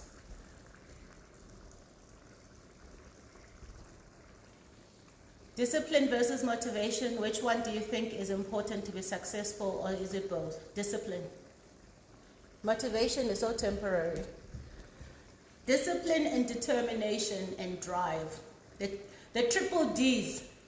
Maybe that's what I should do when I decide to go over here and fix some things. I should be looking for some D's, baby. For some triple D's. Yeah, the triple D's: discipline, drive, determination. Because motivation is fleeting. It's today you don't feel motivated, tomorrow you don't feel. So it's why are you doing what you're doing, and what drives you? If you don't do what you're supposed to be doing, what is the consequence of it? And motivation has nothing to do with it. I just think that I don't think successful people rely on motivation. They rely on drive, they rely on discipline, they rely on being determined to succeed. So yeah, remember that, the triple D's.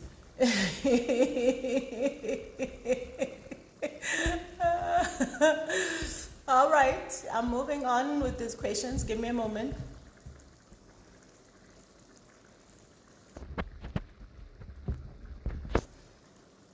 Nampila says, it's been 3 months since I started doing my finance internship.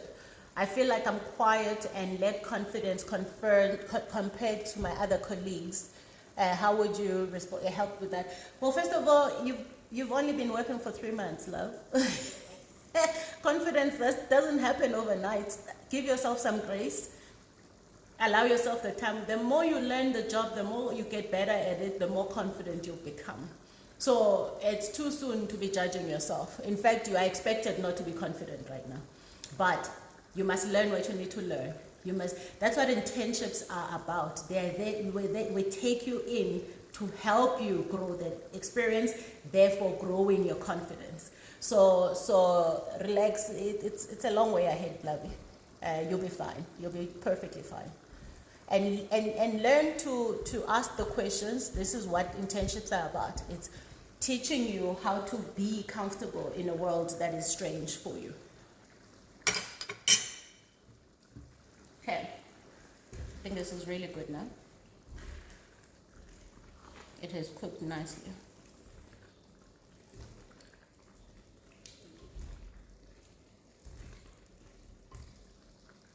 Okay.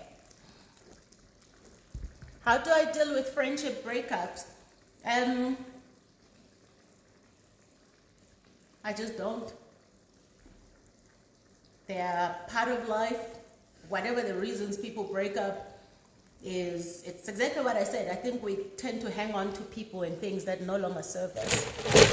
I think a lot of people who end up breaking up with friends, it's not because that thing just happened now and then. No, it's because you've been hanging on for so long, nursing this thing, and then it's time to.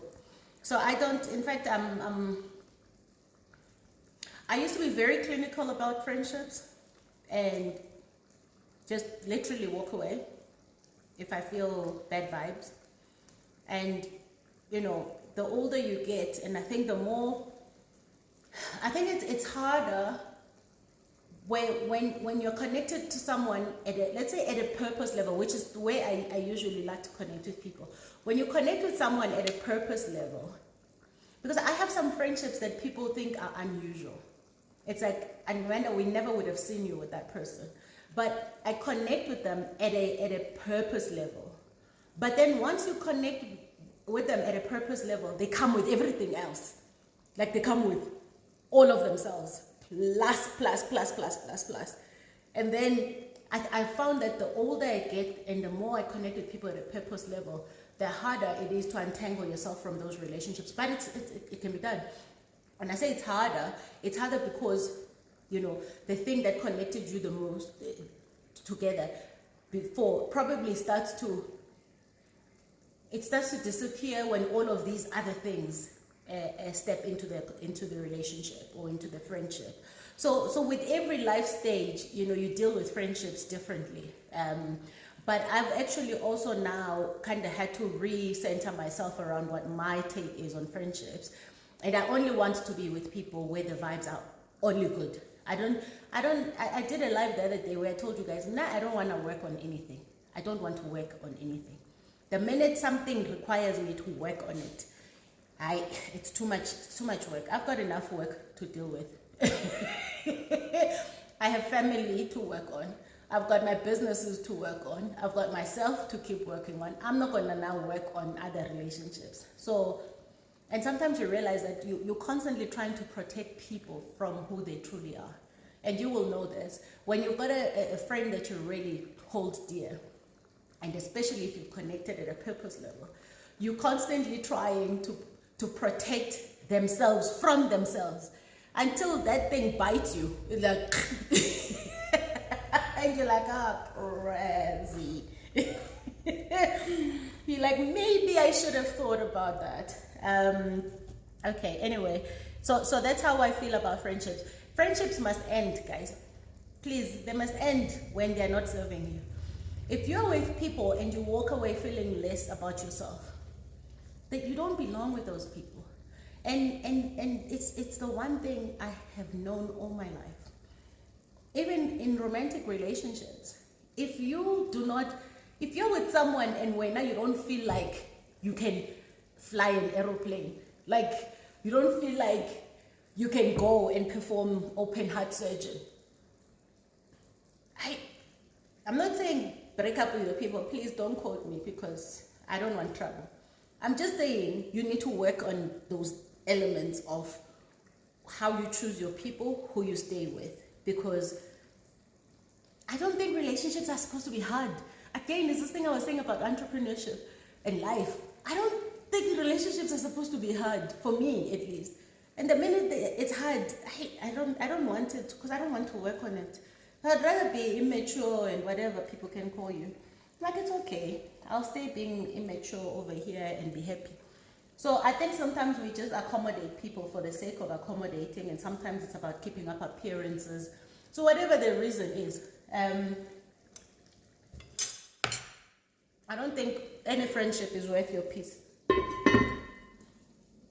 No friendship is worth your peace. So how I deal with breakups of friendships, they must break up. They must end where they need to end. Do you know how many human beings exist on this earth? Isn't it like there's 7 billion people on earth? Okay, forget 7 billion people. Let's zone into your own country. And by the way, you're not limited by borders to have friends. You can have friends from all over the world. So if it's painful for you, find other people. There's so many of them. And remember what I said, that Nigerian proverb, even when it has bathed, a fish is still a fish. Oh, a fish will still smell like fish. And you know this, because when people show you who they are, but we keep protecting them from themselves. We keep protecting us from them in the real, true themselves. We keep navigating, maneuvering just so that, you know, I don't know, we feel like we have someone in our lives.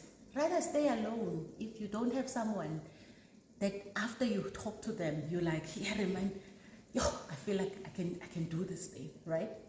And it's okay though, if you've got people that are not like that. Just understand where to classify them, because they are acquaintances, they are close friends, they are besties, and they are BFFs in that category, whatever your thing is. Let's classify them.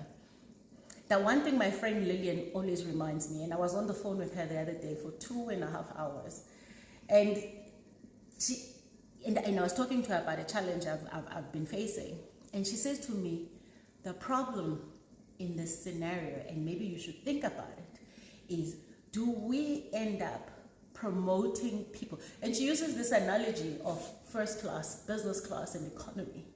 And she says sometimes, and especially with me, because I connect with people at a purpose level, she says sometimes we promote people to first class without them ever having to work for it. It's like you take people from economy, and in Lillian's style, it is the most hilarious thing when she says it. She says you take someone from economy and you fast track them to first class. They have zero loyalty to you. They tomorrow they will jump on the next flight. They don't even collect the miles, because you know what? They're always looking for the cheapest flight. They choose every single day. They'll go with the cheapest flight. Whereas your first class passengers, your first class people, they even get named by, you know, when you walk in, you get the napkin, you get the crockery, they know who you are, they call you by your name. You are their bread and butter, because they know you are loyal to them. No matter what, even if this one time they have a bad experience, they know, because they're so loyal to you, that you are going to fix it next time, and that you will actually make it up to them. So they collect. That's why they get the big miles. That's why they get the upgrades, even if there's been some mishap. They're not in first class, they're in business class, God forbid, you know. But she says the problem sometimes is that we promote people too quickly. We rush them back from the back of the plane there by, you know, the last row, by cargo, what. Then you want to put them in first class because now you connect with them at a purpose level. She was kind of like slapping me in the face a bit, but but that's my friend. That's what I love about her. And we had this deep conversation 2.5 hours on the phone. And I think that's the thing with friendships, is that depending at what level you've connected with some people, I think the lesson I'm taking going forward is, even if I'm connecting at a purpose level with you, I need to isolate that from all of who you are. Only take what I need from my side, or take what is congruent with who I am. Because sometimes, people are not congruent with who I am. Their values are not congruent with who I am. And that for me is not a friendship that should last beyond the moment when I realize that. So again, it's about, where are you classifying these people? Because some people are okay to be acquaintances, but then we want to shove them straight into first class, and they haven't quite earned their right to be that. And yeah, so I think with friendship, it's a constant evolution, even with myself. And I've got this one side that's very clinical about it, and then I also have this side that is like, okay, what is happening right now? And I think, to be honest, this side is always trying to talk to this clinical side and being like, okay, Amanda, just take a moment and think about this. But once I make the decision, I've made the decision. I'm not a person that then goes back on my decisions. I'm not a call back, mena I don't do it, shame. I never did, I never will, because once I'm like done, it's done. It's done. So in project management, we've got something called definition of done. Oh, I'm supposed to be quickie. So that's how I deal with friendships. But it really depends. If you're being mistreated and people don't respect you, and I'll tell you one of the things that have been the biggest lesson to me in friendships, and it's something that I'm learning in my 40s. If I have to explain my character to someone that is meant to defend it, there's no friendship there. So I'll say that again. If I have to explain my character to somebody who is supposed to defend my character, if you have painted yourself to be such a friend to me, and you have been a recipient of my love, my loyalty, and commitment, I expect you to defend my character. It is called benefit of doubt. It is called loyalty in a friendship. It's one of those things where I don't actually think there's anything that pushes me more away from a person than somebody, instead of defending my character where I'm not, they decide to put fire to it and let it grow legs. The same person that is supposed to defend my character, I must sit and explain my character to them and say, but why would I suddenly be that person? Like, if you sit and you think about it, why would Amanda, who's now 43, suddenly wake up and she's this thing that you apparently heard or said or whatever? So I don't have time for nonsense. I don't have time for drama. I don't have time for rubbish. And something was ignited. See, I'm preaching again. Something was ignited to me the other day. I came across Toby Lemkwana's the Sisterhood Connects thing. And I think whoever she was interviewing said something about, what sisterhood has also become. And, I've been sitting here some of these days and thinking, but girls can be so difficult to defend, but I'm going to defend.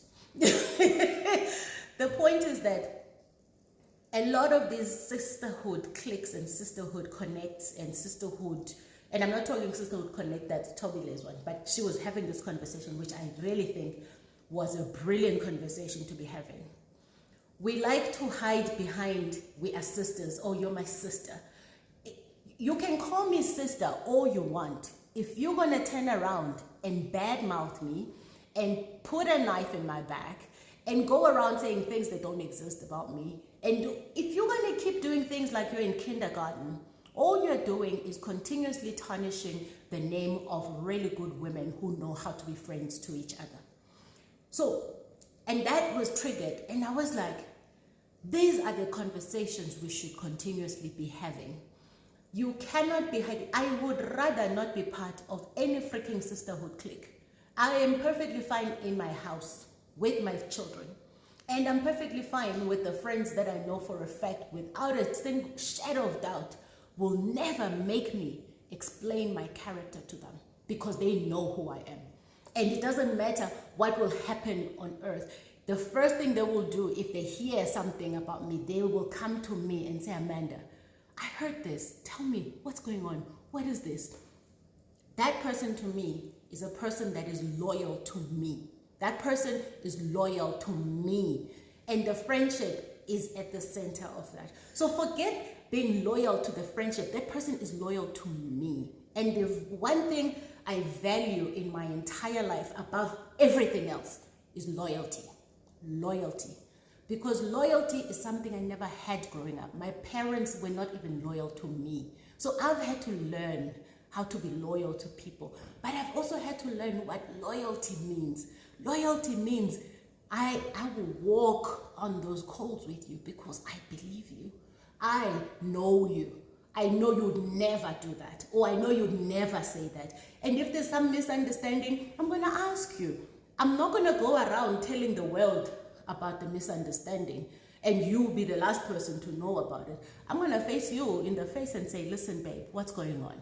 What is this? You know, because the foundation is strong, is solid.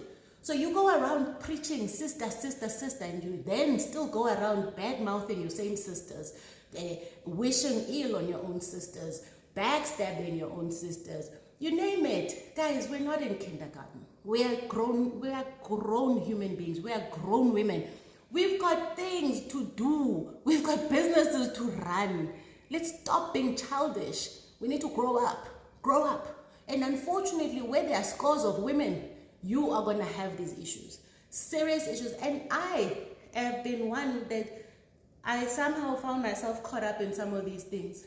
And I'm in my 40s. And I sit back and I'm like, how did I find myself in this? And that's the lesson in life.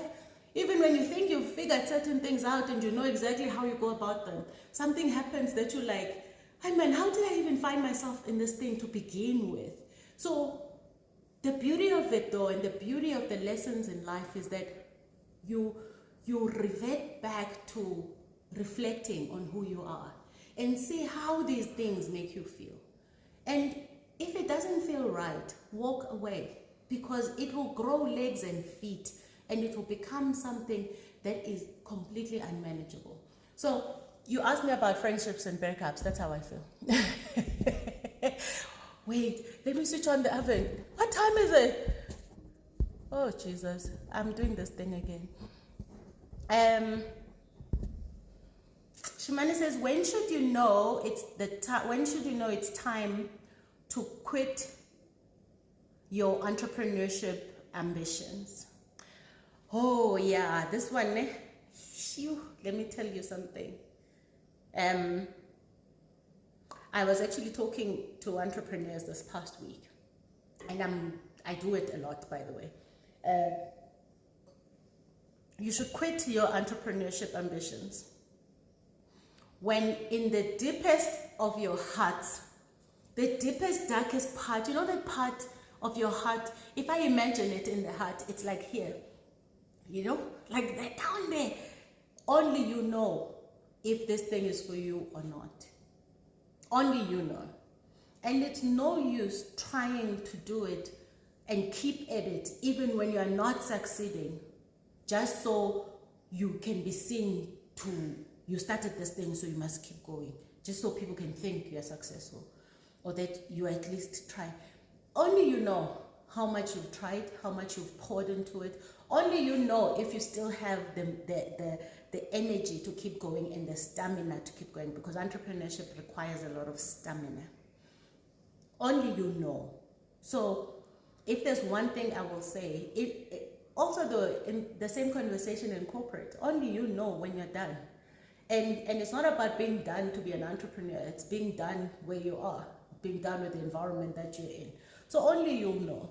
And the questions though, I think without shortchanging yourself, you should be asking yourself, have I given it everything? And if I have given it everything, how much more have I still got in the tank? How much more can I still keep going with? And the truth is that there's no shame in quitting entrepreneurship. I think this is the thing. And I mean, I remember I was saying something to a very good a lady. She's older than me and she's highly respected. And I was saying, she was saying, Amanda, there is such a thing as quitting early or quitting too soon. I don't believe in that. I believe if in your heart you feel that, yeah, man, this thing, I know, leave it. Because sometimes you need that space. I mean, I tried entrepreneurship back in 2009.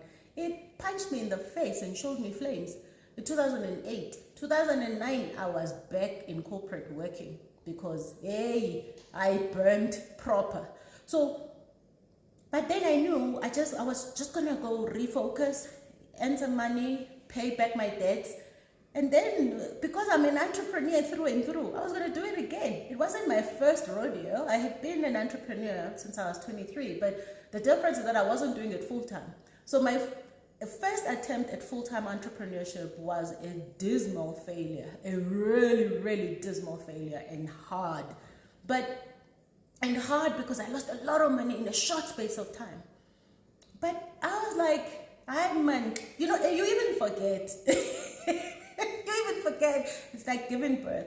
You do it the first time and you think, I can do this thing again. You forget about all the dramas. Exactly. So I know you won't know anything about that, but it's only and it's okay to leave it. It's okay. There is nothing wrong with it. We all try different things. If it doesn't work, leave it. Maybe you need that break actually to just distance yourself away from what you're trying to do.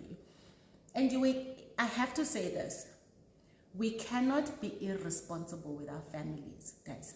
We cannot be irresponsible with our families. You cannot keep dragging your family through poverty or because you have some big entrepreneurship deal, idea. And the truth is that not a lot of us in South Africa come from families where you can go back and say, listen, please back me up. I need a bit of money here and there just to keep my family going whilst I pump this thing. It means you are taking from whatever pot is in the house. If you have one person that has income coming in every month, whatever your ideas and dreams are, it means you are taking from that pot. If you have children who have got to go to school, think about the fact that you don't want a repeat of what we've had to inherit from the previous generations, especially as Black people. I can only talk for Black people. And I'm not talking on behalf of Black people. I'm just giving the experiences that I know a lot of us have had. So you can't be irresponsible and keep pushing something at the cost of your family every single time, because that builds so much tension and pressure. And unfortunately with entrepreneurship, because you can't predict when you're going to start seeing success, you also have to be quite calculative about your moves. And I would never say to you, keep chasing a dream at the expense of your own children and your children's success. All I'm saying is that you can balance it. You can find a way of making sure that they still go to school. Especially if you have the means to earn the money to help them get through school, help them live a better life. They may not have the bells and whistles whilst you're chasing your entrepreneurship deal, but you will know when it's time to call it quits. And there's no shame in it. Because if it's meant to be yours, you go back and bigger and stronger. Look at me. I got back 2014 and I'm still riding it. I almost feel like a cowboy, on a horse and keep riding this thing. And I'm at it. And I don't see myself doing anything otherwise, and I've grown better. I know myself better. My profile is even different, I can pick up a call and I can pick up a phone anyone I want to do business with, so the confidence has also grown. And yeah, so I don't want to spend any more time on it, but I hope I've helped you. Guys, let me quickly switch on the oven, because it's important to switch on the oven if you're supposed to be cooking.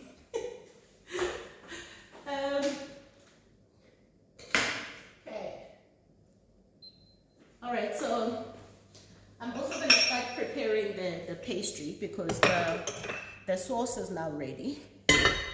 And now I can show you quickly what that looks like before I take another question.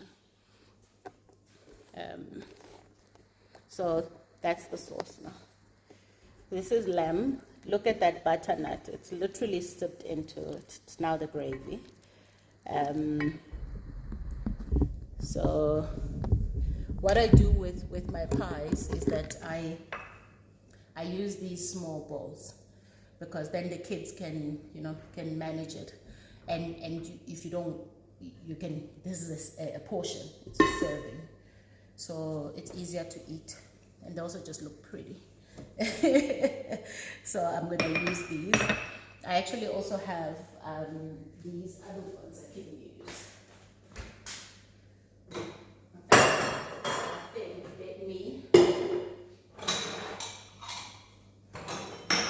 Yeah, I'm going to go with these ones because they're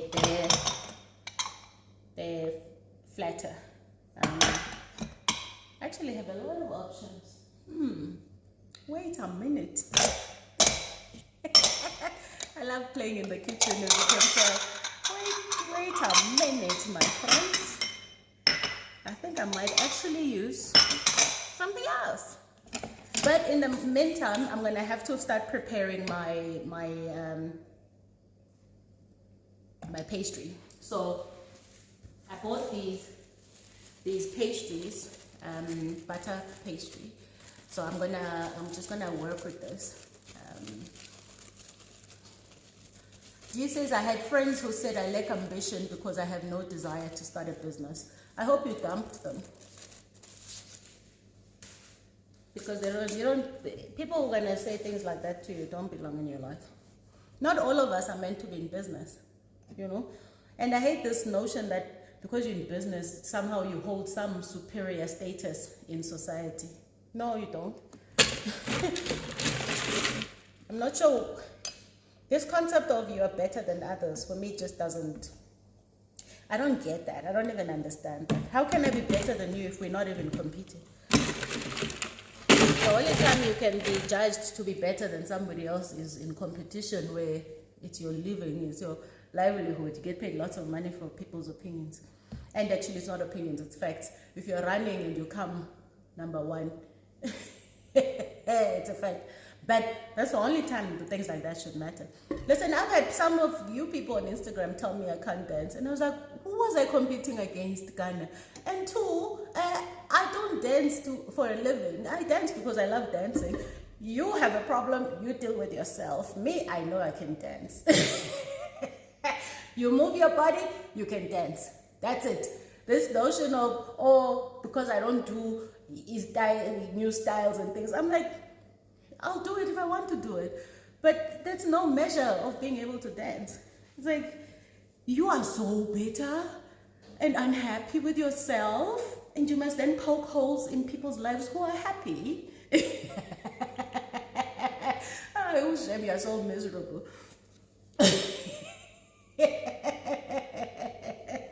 You are so miserable. I don't have time to be poking holes in anyone's life because I'm too busy living mine. I'm too busy dancing to notice that there are people who can't even dance.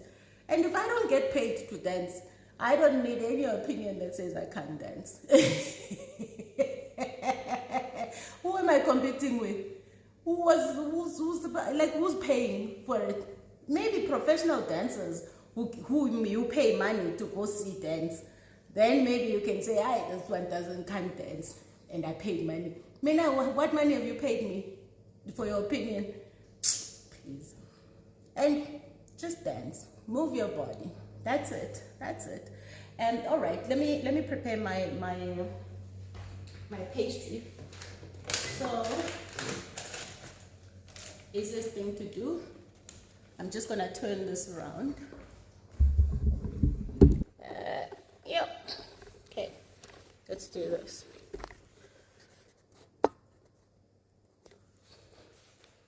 I saw that those people are just stupid, honestly. And people like to take their problems. I think some people really don't like that others are happy. They're like, why are you so happy? The time I'm I'm like, you are never going to be happy because you are a miserable person who chooses to be miserable every day. Even when people are just living their lives and being happy and reminding you, move your body, maybe you'll just be a little happy. You don't see it. So I use, obviously you must make sure that the surface is clean. So let me try and move this down. You must make sure that the surface is quite clean. Exactly. The ones who say other people can't dance are people who actually can't dance. So I'm just gonna pour some I use corn flour to handle my pastry. And then I just do quite a bit of that.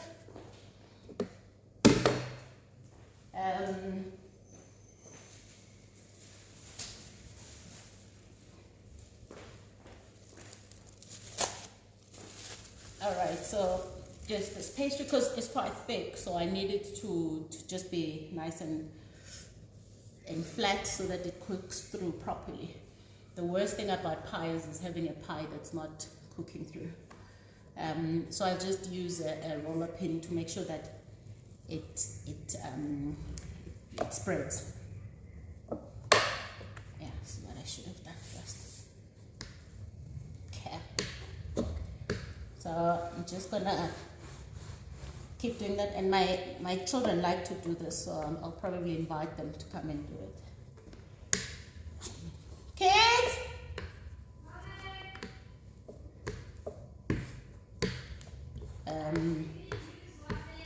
No, that's fine. You're dancing?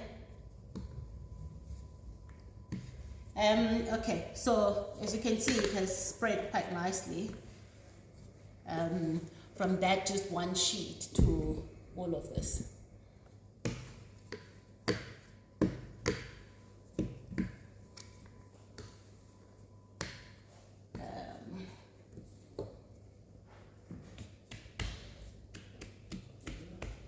No, it's okay. I wanted you guys to see if you wanted to help me with pastry.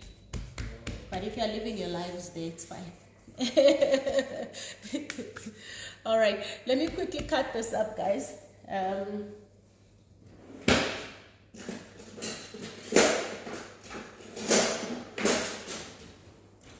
So, I'm sorry, I'm just leaving you in there. These are the ones I'm gonna use. So I'm using these pie dishes. Yeah, because I have the choices and options. So I'm just gonna cut this into squares that will cover the dish nicely. Let's take, I mean, you can work out how big your dishes are. And then first thing we're gonna do, I'm gonna just bring my sauce over here and spoon these. Just give me a moment,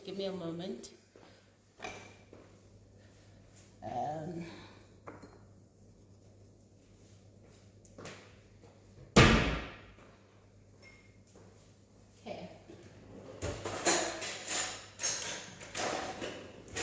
So let's see, let me take another question.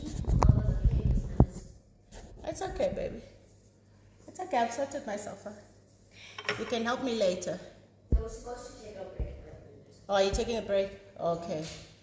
I wanted you to help me roll out some pastry, but I've got some of this, so you can do it there. Yeah, you can listen. Okay, my sides are helping me with my pastry. So you put the corn flour on the island, and then you take this and you put it there, and you roll it to be flat like this.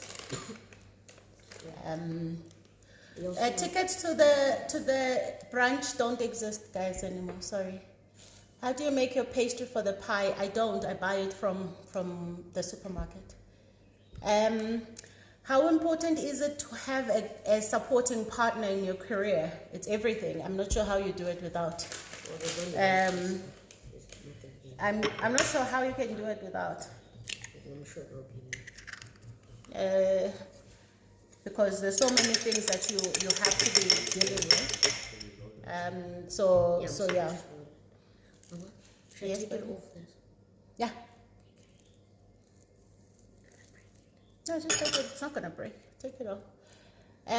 What's my advice to someone who's trying to write and publish a book is write. Just write.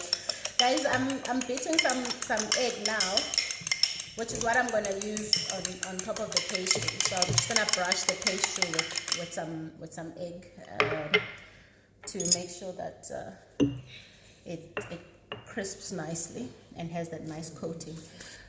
So yeah, just if you have a story, or well, you want to write a book, the first question is, why should people buy your book? What story are you trying to tell? Because you can write a book that no one's gonna write, is gonna buy. So instead of wasting your money, just be clear about what message you're trying to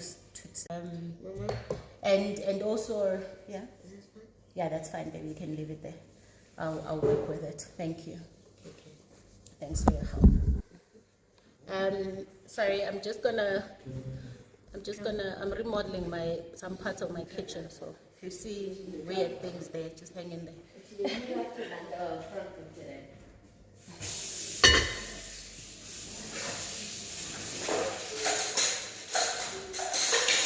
So, okay, so I'm just going to change a bit of my working station and show you this here. Can you see that? So all I'm going to do here is fill up this. So scoop that up, right up to, yeah, I like to scoop it up right to the edge so that you get that nice, you know, when the pie, the gravy is starting to come out of it. Yeah, you can share with your siblings though. So yeah, this is what I'm gonna do, and if you can see what I'm doing here, and you're gonna take this, which let me put it here so that you see more. Wrong way. So you take this and you cover. So you cover the bowl with it. So whatever bowl you're using, it's completely up to you. And this is nice and light. So I made sure that there's enough pastry to cook, but it needs to cook through. So, and then what you do with a fork, I'm gonna have to just tighten this. So with the fork, you can just make some indents there, and then just make sure that this pastry actually stays. You can remove excess. So like, just remove excess and use it again. Okay. And then what we do is just brush that with egg. Okay, let's brush this with some egg.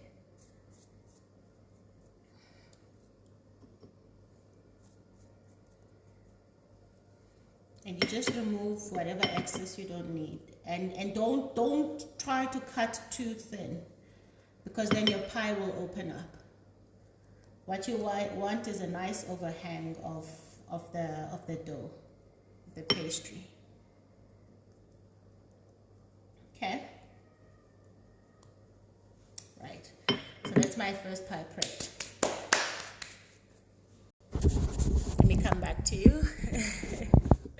All right, so let's see. Yeah, so if you're gonna write a book, just write. But I'm saying just write, not to sound, smart or anything, but or condescending. The hardest part of any publishing process, is the writing. So just start writing whatever you want to say. Just start putting it on paper.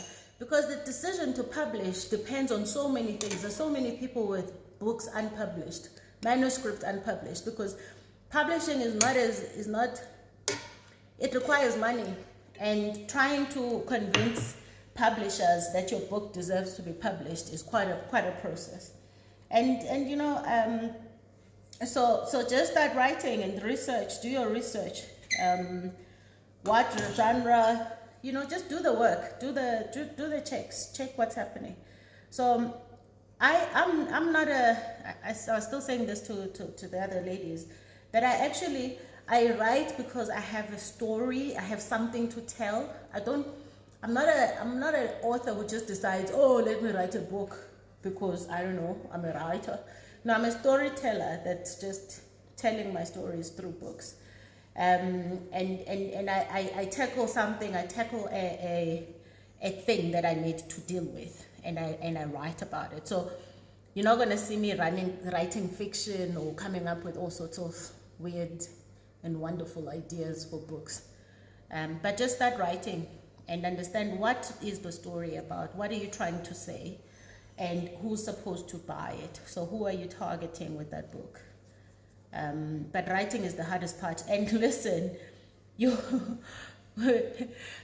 think, some people think writing a book is so easy. It's so difficult, especially when it's your story and when it's nonfiction. Let me put it this way: when it's nonfiction, and you have to, you think putting words on the page should be something that's easy, but it takes a while. And if you want a real book, you gotta write a minimum of 50,000 words if you want a decent book. But again, it depends on what kind of book you're writing. So I think do your research, but just write. Okay, I'm gonna put these in the oven pretty soon, so just bear with me as I prepare them. Let me answer some questions in the meanwhile.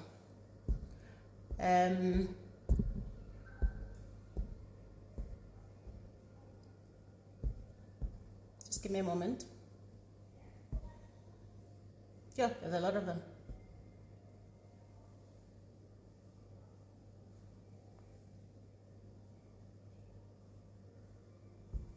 Okay, this one says, at what phase of your life did you learn to say no and not have the need to explain?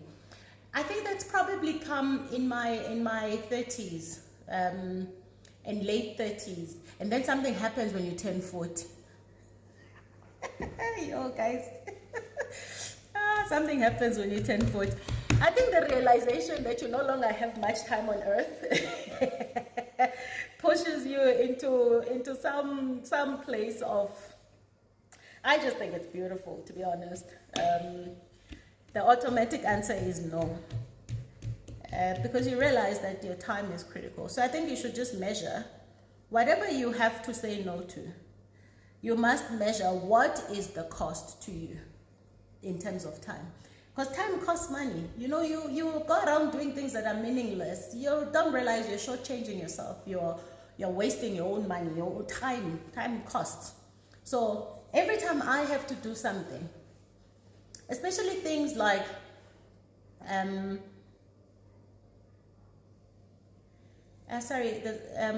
just reading a comment about, that's what I thought in the Western world was ghost to write for us. I mean, I don't know. I'm sure if you write fiction, maybe a ghost writer is fine, but I mean, no one can write my story but myself, unless someone wants to do, you know, an authorized or unauthorized biography. But I mean, my stories are mine, so I'm writing them, and they're based on my experiences. 3 days before 4th, yeah, you're gonna see. So yeah, that's what happens. I think you grow. So the more conscious you are of what your time costs. So here's what I say to people I mentor: if you want to start learning how to say no, start attaching value to your time. So for me, let me tell you how I do that. So if someone asks me for 1 hour or wants to spend time with me, be it a lunch, be it a hangout, whatever, I work out and I say, okay, so 1 hour of my time, if I was doing a speaking engagement for a client, I would charge X amount. So to me, that's the first point of valuation of my time. So if I'm going to go around, even people who want me to mentor them or want me to spend time talking to them, I have to work out what is the benefit for me in doing that, because clearly I'm giving up a significant amount of money in doing it. And I cannot tell you how much that has empowered me. The other critical and a critical measure that you actually can't put money on is my family. For me, if I'm going to take my time and go be with other people for whatever reasons, I need to work out what is the cost to me. And the cost to me, if it's something that's done after hours, the cost to me is time with my family. And my kids are not going to be in my house forever. My kids are soon going to be gone. And friendships, things, events, I can always pick that up along the way, whatever it is. Of course, I attend certain events, I attend certain things, I meet certain people. But the point is that you have to be so critical about how you are spending your time. And the more you understand the value of your time, the more you will say no. And no becomes something that you don't even have to explain. You just say, unfortunately, I'm not available. Sometimes I'm unavailable doing nothing. And that is, to me, what I need to be doing in that point, at that moment. And we have this culture of wanting to fill up every single minute of our lives with stuff and things that we must do. You don't have to. You can actually just be busy doing nothing. So sometimes I'm busy doing nothing, and you can't tell me that my nothing is not important. My nothing is very important. I'll just say I'm unavailable, or unfortunately I can't join something.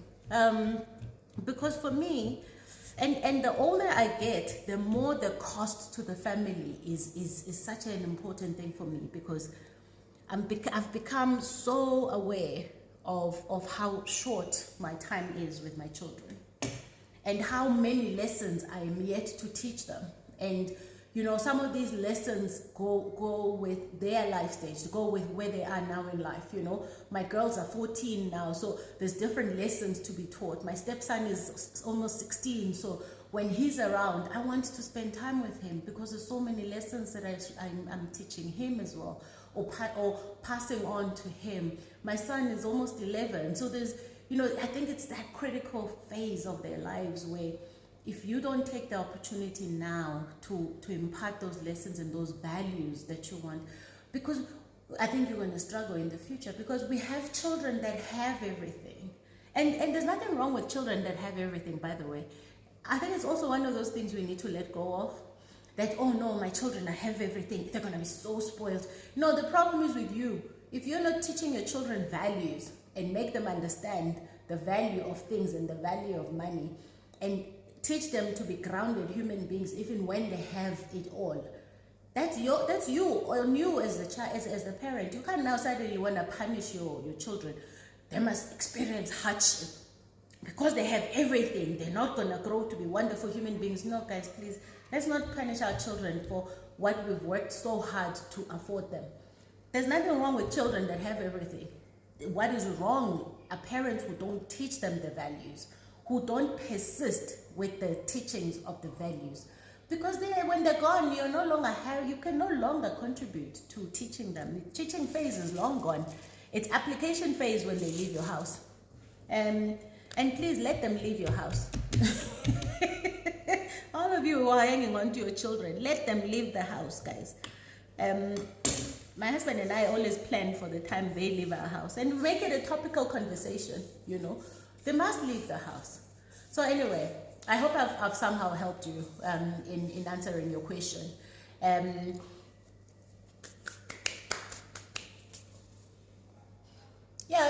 Sorry, Nelly says, I've got to make sure we don't bring everything in a silver plate, because that doesn't teach them anything.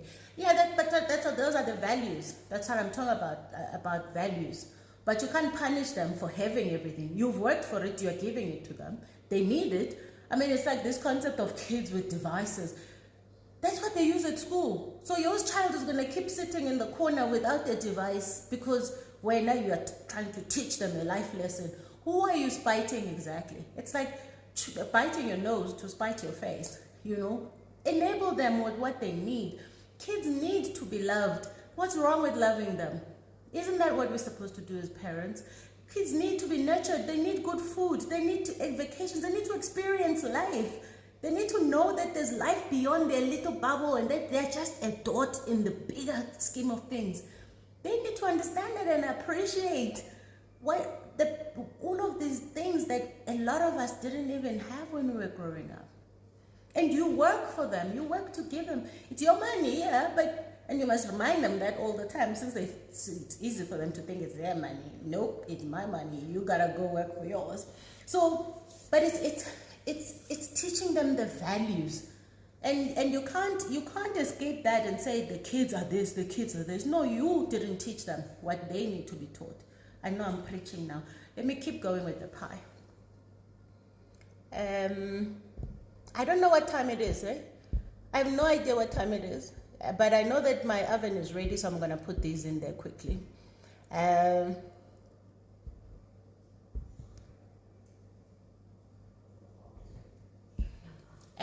Can you please give me these bowls that look like this, those ones there, the pie ones? This question is how to deal with family members who feel entitled to your life as an orphan because they took you in. Yeah, I know this one. I need to sip something. Just hold on for a moment. Thank you, baby. Come, put them here for me. Thank you, my love. Thanks, baby. So I'm saying I have to sip something with this one because,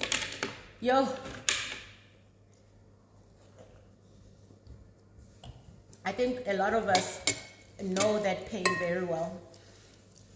Of people who, clearly, they did something for you, took you in. I also have a similar background. But even, I think what's hardest is even the people who abandoned you, who didn't help you build anything that you have accomplished, are suddenly the ones that feel they are entitled. The people that were instrumental in your pain and your abuse and your suffering, the ones that suddenly feel like because you're now something, then they start looking away. They remember that you exist suddenly because you have made something of your life. For me, that's the deepest injustice about these situations. However, you have to choose what you want to do. You must choose not out of guilt, but because you, and I don't know, for me, I think what comes into it is my spirituality and my relationship with God. Because there are people, bless you, babe, there are people who absolutely don't deserve anything from me. Zero, because I have facts, evidence, timestamps of how they treated me when I needed them. But I have a covenant with God. And that covenant with God is that my mother is never going to go to bed hungry. Has nothing to do with whether she earned it, helped me, or didn't. In fact, it doesn't even feature in, okay, well, I'm human, let me not lie. It has featured multiple times in my thought processes. But and I think it features in quantum.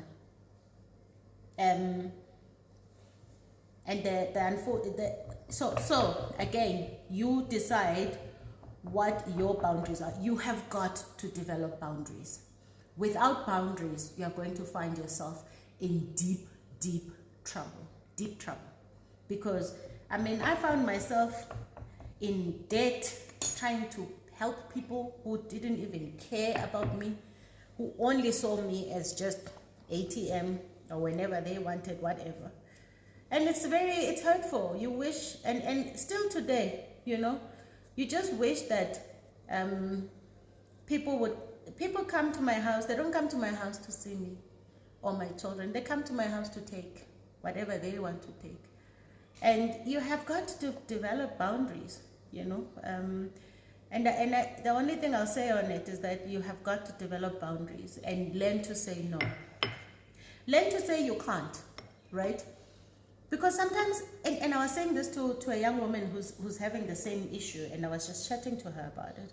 The problem is that you overextend yourself so much that you end up with nothing, and you end up having to climb a mountain every single month because you keep overextending yourself. Here's the problem with that. You're not only shortchanging yourself, you are shortchanging your future children, whether you have them now or not. Every single cent and every single minute of your time that you expend on other people, give other people, is what you take away from yourself and from your future. So this thing that, hey, you know what, I am able to, but it's too much, but I'm able to. You are able to because you worked for it. So yeah, there are people along the way who've helped you to get there. But if someone is doing something for you just so that they can hold it to your head and hold you at ransom for the rest of your life, those people are not good people. I'm sorry. They didn't do it for you. They were doing it just so that they can cash in at some point. I've experienced that too. So it's unfortunate that these are the things that sadly in families we have to deal with. But you have to be clear about what it is that is right for you, and develop those boundaries as painful as it can be to do so. Let me see another question. I have to put this pie in there now. So,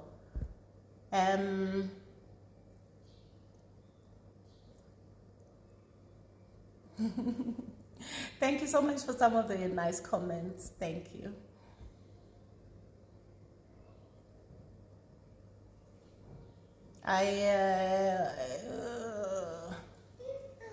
Okay, friends who copy everything you do. I think I've kind of, said that about friendships. I've said quite a bit. So if you missed it, please just watch again. Tackle someone, a child who's not listening in school as a single parent. I'm sorry to hear that, but unfortunately, no, I can't advise on every single parenting thing. But the one thing I will say is that, Yanda, come here, baby. Is that we miss the opportunity to talk to our children sometimes. Can I have that extension that Sissy usually gives me? Mm-hmm. Yeah, can I have that, please? With that 2-pin plug. My phone is about to die. I think we missed the opportunity to talk to our children, and I don't know what your circumstances are, so I don't even want you to think I'm judging you at all. What I'm saying is that when a child is struggling at school for whatever reason, we need to find what are the underlying issues. And you're saying you're a single parent, so it must be hard. So what are some of the things that we should be listening in on or leaning in on? Because a child doesn't wake up and just suddenly they're not listening in class, or they're not being diligent in school. What are they struggling with? So I'm a parent that likes to talk about things. Can you help me, please? Plug it there, no, baby? Sure. Because I need it to get here. My charger is there in the second drawer. So I think it's about just leaning in and finding the time to support them, because they're your children. So it is your child. You must support them. Understand what it is that they're struggling with. And I think it's also 100% okay to voice out what you are finding challenging with that situation, because I think sometimes as parents we withhold our feelings because we don't want to disappoint them. I think we should let them know in a respectful manner, because we earn respect from our children by respecting them. So recognize that they exist, and I don't know what grade they're in, what life stage they're in, what they're struggling with, because all of those things play a factor. So I'd say just lean in a bit more and talk to them. Thank you, guys. Honestly, you are all not even dropping off. I'm thinking, it's like, aren't you cooking? Or you're cooking whilst watching here. The charger is over there, baby. The second row. Thank you, my love. Second row, yeah. Okay, let me just take another. This one, let me take this one because it's actually quite interesting. Thank you. Yeah. So this one says, would you advise waiting until you are established in your field before having kids, or earlier? It really depends. I don't think you have any business having children if you can't afford them. Let's just get that out there. So I definitely think you should only be having children when you have the means, because children cost a lot of money. And I'm just talking about the money part. They cost a lot because you have to give. Once you become a parent, you cannot turn off that switch. You cannot be like, no, today I don't feel like being a parent. No, it's in perpetuity. In perpetuity. Whether you feel like doing it or not. And I'm just busy preparing my pies now to put them in the oven. Whether you feel like it or not, it is in perpetuity. So when you start having children, you must understand the cost that it comes with. And you cannot be shortchanging them because now you still want to run around the streets whilst you've given birth to children, and you leave your children constantly being managed, manned, and supervised by other people when you actually should be raising your children. It's one of the reasons my husband and I we don't have a full-time nanny. Like a housekeeper, nanny, no one stays in this house except us. We used to have, Patricia used to stay in, but about 4 years ago or so, no, actually more than 4 years ago, it feels like more than 4 years ago, probably 5, we decided that we are not going to have someone live in, because when you have someone living in your house looking after your children, it's so easy to take that late meeting. It's so easy to take that quick drink before you get home. And guess what happens? You end up being in the streets every night. You're out doing some meeting. I don't take meetings late. I don't even take meetings after 4. There's things that are categorically not something I will do. And the world has had to adjust and adjust to how I need my things done. So on the rare occasion, I'll be out at night, but it's such a rare occasion. And we did that because I personally actually made that decision, because I just felt that, you can get so caught up in the world. You can get so caught up in the world doing God knows what. You are out when, you know how much money you spend when you go out. And I don't drink cheap drinks, eh? A bottle of Verve at a restaurant at any given time costs you a lot of money. And if I'm out, I'm going to be drinking that. Plus, whoever is with me must be drinking something good, because, you're with me, right? So it's not that it only costs you it also costs you in money, it costs you in peace, in energy, and depending on where you are, who you're with. So I made a conscious decision to limit what I do with my time and only dedicate my time to my family afterwards. Even my friends know, they don't call me at 6. Why are you calling me at 6? I'm busy baking supper. I'm connecting with my family. You can call me anytime. You can even call me at 7:30. It's fine, because I've dropped them off already at school. But you can't violate my family time. And it's a bit of a sticky thing when you have friends that are at a different life stage to yours. So some of my friends have children who have left the home already. And my children are still at home. So I don't have the ability. That day when I spoke to Lillian for almost 3 hours, 2.5 hours, I was sitting, it was at night. So what I compromised on was my sleep time. But for Lillian, I'll do anything like that, and she knows though. She doesn't do that. I actually called her. I wanted to catch up with her, and it's been such a long time. So on the rare occasion, I'll do things like that because, I need to. But it's when it becomes a norm. And Joburg life is about being seen. It's about what car you're driving, what are you wearing, what bag do you have today, what shoes, what t-shirt, what jewelry.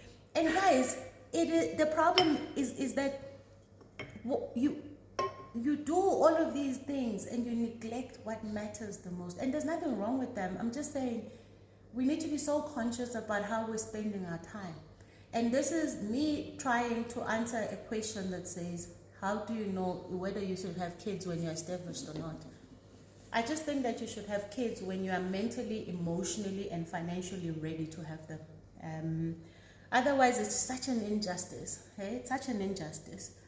Someone says, I'm still cooking. If you have a problem, you can log off. I mean, it's your data. I'm fine with mine.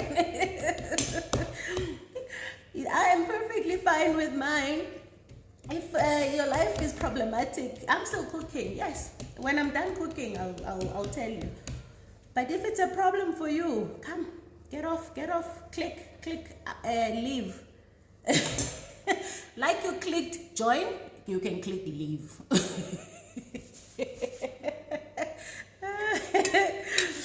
All right, let me take another question.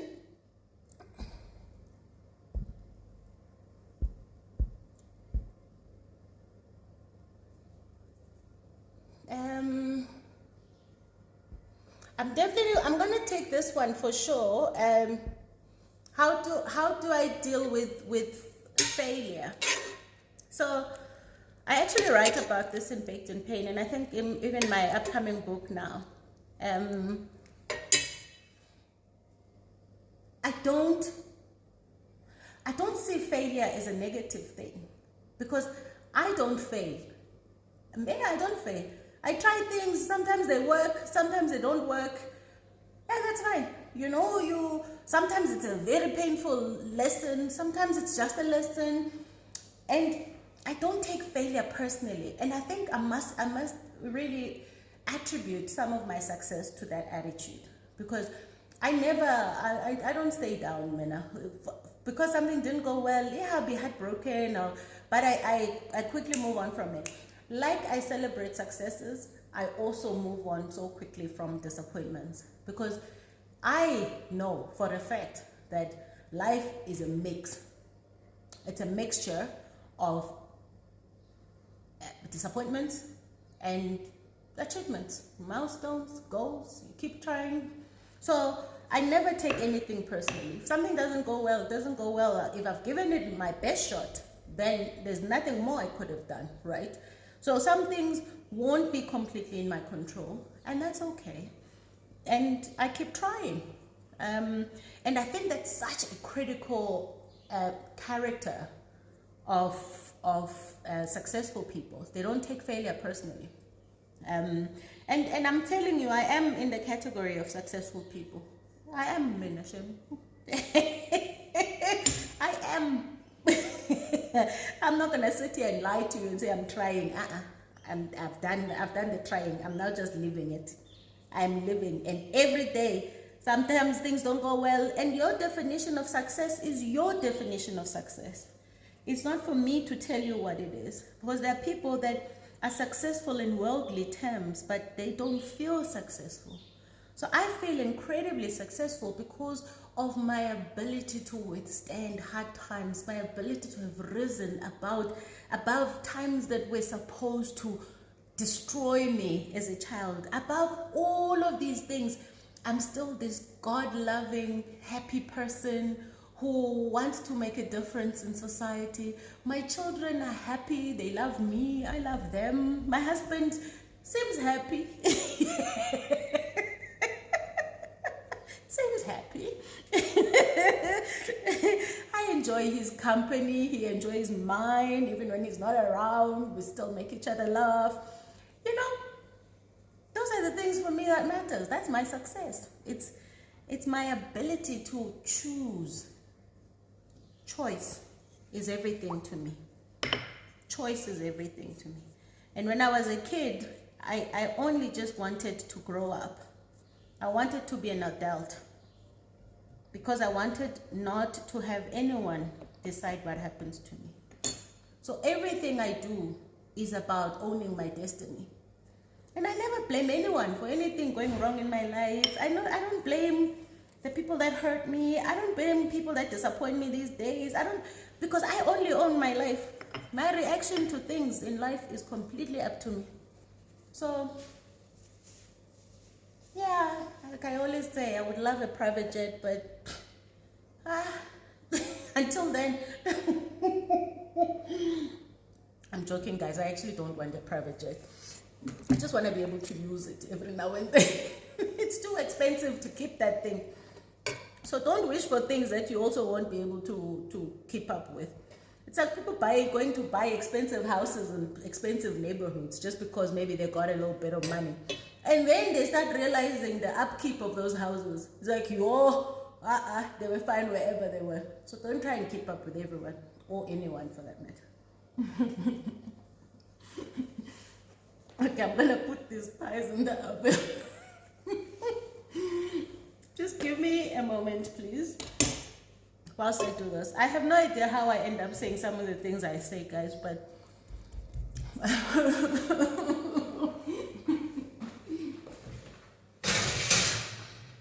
so yeah. So my way of dealing with failure is most certainly not, I don't see it as a negative thing, I just see it as a lesson. A lesson to learn and grow from.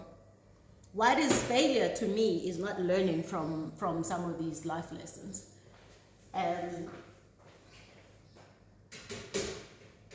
So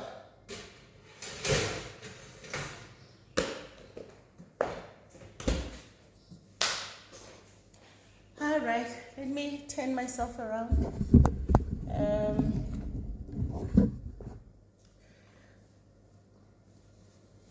Okay, the pie is in the fridge now, so I think I can even take a chair and chill and answer these questions. Sorry, I'll deal with the rest of the admin a bit later.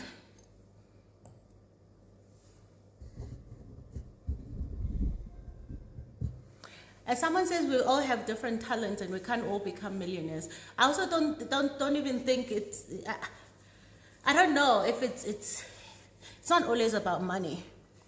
There are people with money and I can't necessarily say much about their lives, you know. So I think you decide how your life is supposed to be and what you are about.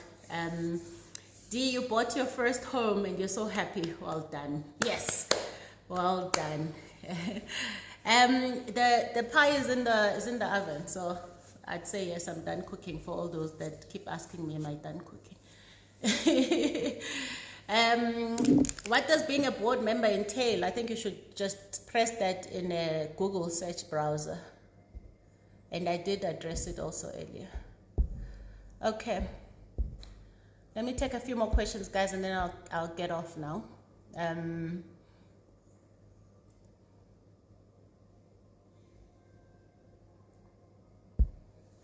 This question I've been asked multiple times in my entire life.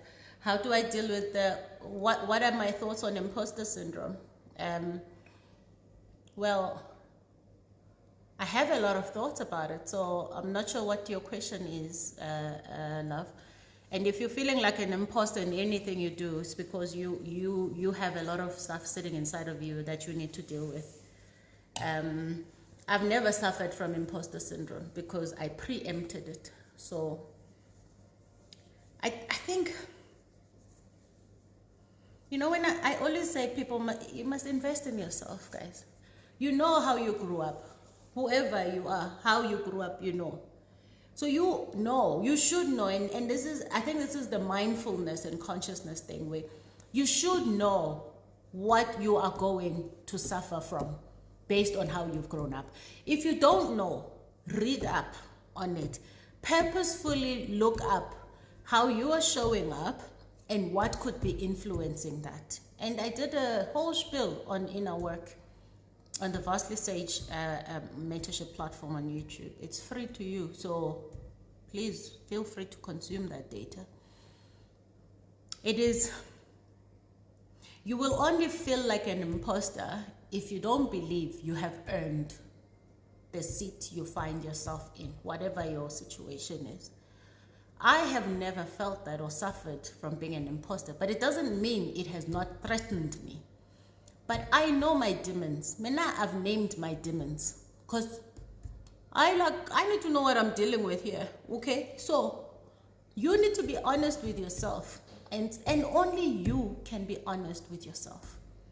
You need to know what you experienced. A lot of you don't talk about what you experienced, especially the hard things. You don't talk about them. You don't tell people where you've come from, because maybe you've also come from a culture that says you don't share things like that. And a lot of us come from that. The Black culture is a culture that says you don't tell people about the hard things. You don't tell people that your mother is abusive. You don't tell that your father is this. You don't tell that your uncle does this. So a lot of things were swept under the carpet. And even when you are suffering as a child, you were not seen. And I want to apologize. Not apologize. I want to acknowledge that there are families that loved their children and nurtured them. So please don't go wild on me.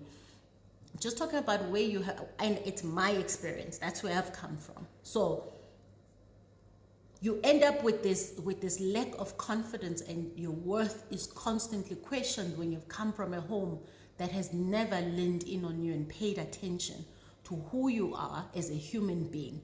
You were meant to be seen, not heard. And then we expect you to get into a boardroom and be killing it against those white kids who are so confident, who are so opinionated, who don't wait for anybody's permission to speak. That time you must still raise your hand. And then maybe when the teacher sees you, when boss says you, then maybe you want them to then point at you and say, what are your thoughts? That time these kids are like, and you sit there and you are so shell-shocked. The corporate culture is such a shock for a lot of Black kids, young Black kids. We learn. When you're in corporate, you learn. Even it's still a culture shock to you when you've been in it and being, rise up the ranks, because it's not our system. And our culture, and this is where I have a serious problem with cultures that don't evolve. Guys, I studied culture. Cultures evolve. By their very nature, they evolve with changing times. But people like to hang on to the elements of culture that suit them and their agenda. And we are wiser now. We are more open now. We're open-minded. We've got information at our disposal. We know that things do change because things around us have changed. If we don't change, we cannot for the life of us expect us to show up differently if we have not changed. And we cannot be expecting children to go out there and be these self-assured entrepreneurs and self-assured corporate executives and, do whatever. If at home we don't teach them how to be that. If at home we keep telling them, hey, when I sit down, who asked you to speak? Why are you here? You constantly shoving children down because to you, that's how a child should be treated, because that's how you were treated. Guys, we are far more wiser than that. We have got more knowledge than that. Seek out the knowledge, because how we were parented is not necessarily what's going to enable our children to compete in the global landscape, because that, darling, is about competition. Okay, in a corporate job, you are competing with the next, even when you are not.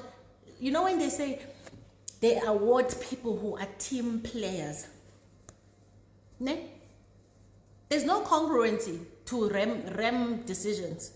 Remuneration. I think I was so traumatized by that thing called calibrations. I was so traumatized that somebody must be a non-performer. Whether they are performing or not, there must be a non-performer. So let's go find that one thing. You can't all be 4s out of 5, or you can't all be 5 out of, or why would you actually tell someone that they're 5 out of 5? Or you can't all be, so the culture is saying one thing, but they're doing the actual ways of doing. So let's say the values applaud teamwork, but the way in which you are remunerated is incredibly individualistic and very competitive, and it fosters such a toxic environment, because somebody is going to have to be better than you, or somebody is going to have to be worse off than you. So you name it. So and I'm telling you this because I've been there, and these are things that people won't tell you. Because if I'm your boss or if I'm a leader in a corporate organization, I'm not going to come to you as my staff members tell you that, because then I'm dissenting, and it's not right anyway. You know, you own every single decision that is made, even when you have fought that decision tooth and nail. You can't opt out of the decision. It's a collective decision, even if you've disagreed with it. So, again, these are some of the nuances that people have to appreciate when you start to climb up in the corporate ladder. It's not as easy as people think that you are now there, you must do 1, 2, 3, and they want to command and etc. So anyway, I'm in a very long roundabout way, I'm talking about this imposter syndrome issue.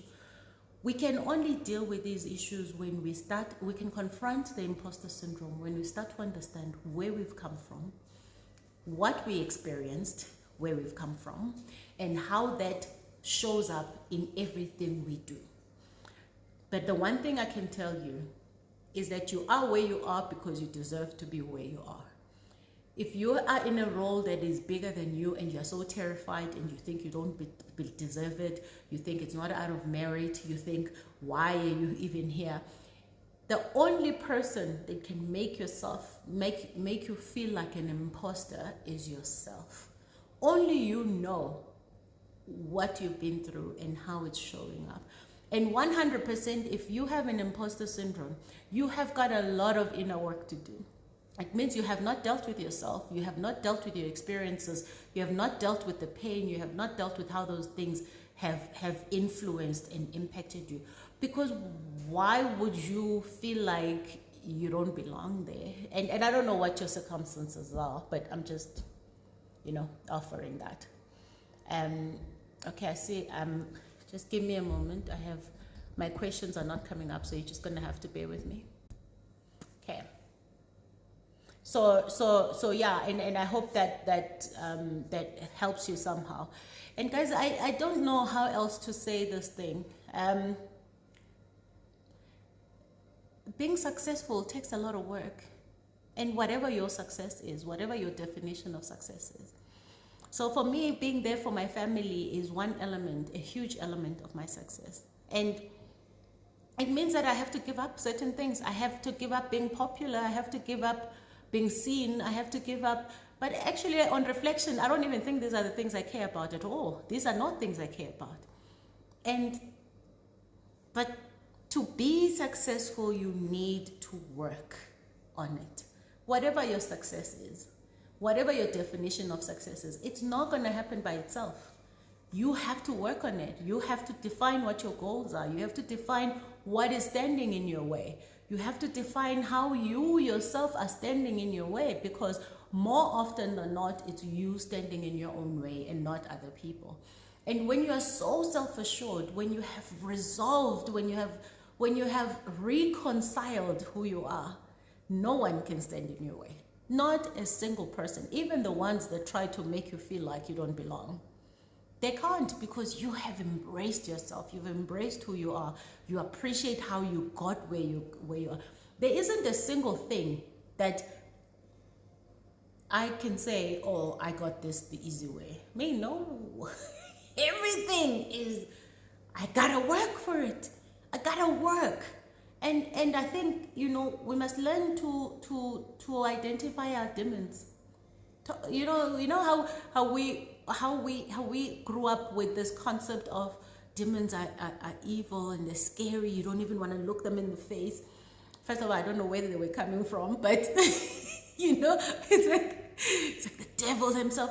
No, I think you must look at them, confront them, call them by names, and be like, oh, okay. Oh, fear. I see fear. Fear is coming. Fear is approaching. And I know every single emotion that you can think of, I have experienced. But the difference with me is that I have purposefully identified what it is. So every time I feel something, and you know how you know you're feeling something, you boil a bit, like you're hot. That's the most beautiful thing about our bodies, is that they let us know when something is going to happen. Like when it's going to go down, something happens. So you start feeling hot. you start feeling like, you're unsettled. So I know exactly who's coming.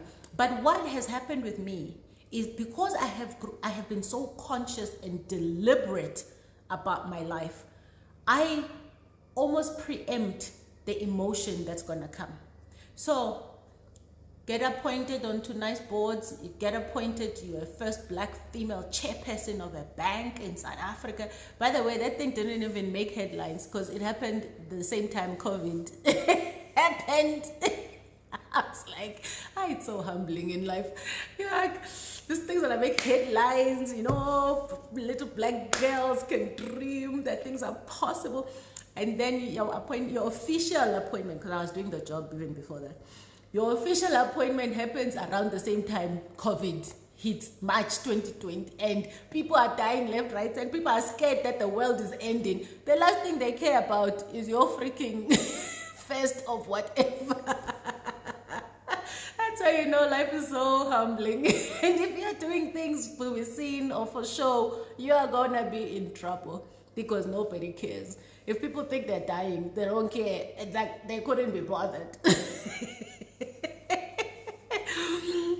Anyway, so I just think that if you start preempting the scenarios where you might find yourself feeling in a certain manner or experiencing negative emotions, preempt it. So I know when something big is happening to me or is going to happen to me, I know already that there's this demon that's going to stand up, ne? But I have developed a relationship with them. I'm the boss, not them.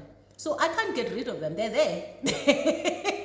They were implanted at birth in my formative years. But the truth is that I have a relationship with them. So have a relationship with your demons. Because if you ignore them, they are going to take over. They have a party in your head. It's a stadium. They run around doing whatever they want. For me, I know exactly who they are. I know when one is going to come up, when what happens.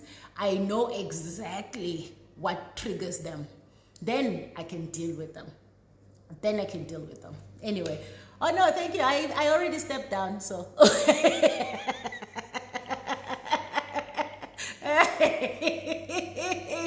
I stepped down already. It was such a non-event.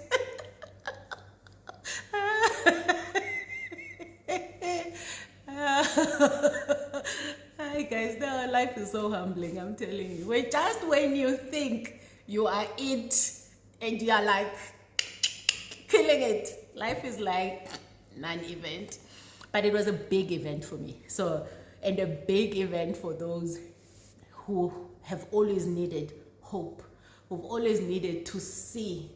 Yeah, I stepped down because it did take time away from my family, and I don't care what it is.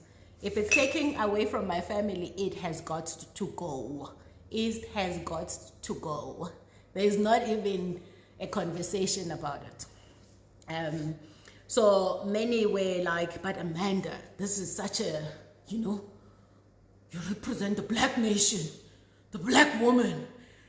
I'm like, so I should be glorified there as this person representing the black nation, and then my children are sitting at home wondering, when is mama gonna actually join us for supper? I'm like, no. Sorry, my children are not gonna remember me for being the first black whatever, or for being this big thing there, big thing there. To my children, I'm mama. I am just umama.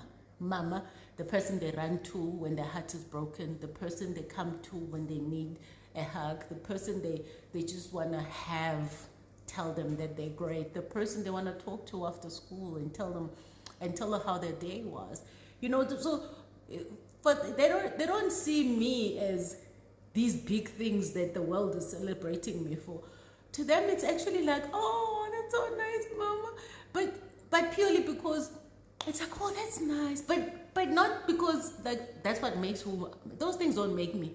You take them away tomorrow, I'm still this person, but I'm mama. I will always be this person. So I never keep anything And actually, I think when I was making that point earlier about someone said leaving too soon, I'm like, I will leave tomorrow if it is stepping in the way of my time with my family. And it's not just time, it is quality time with my family. In a heartbeat, I will cut those things off.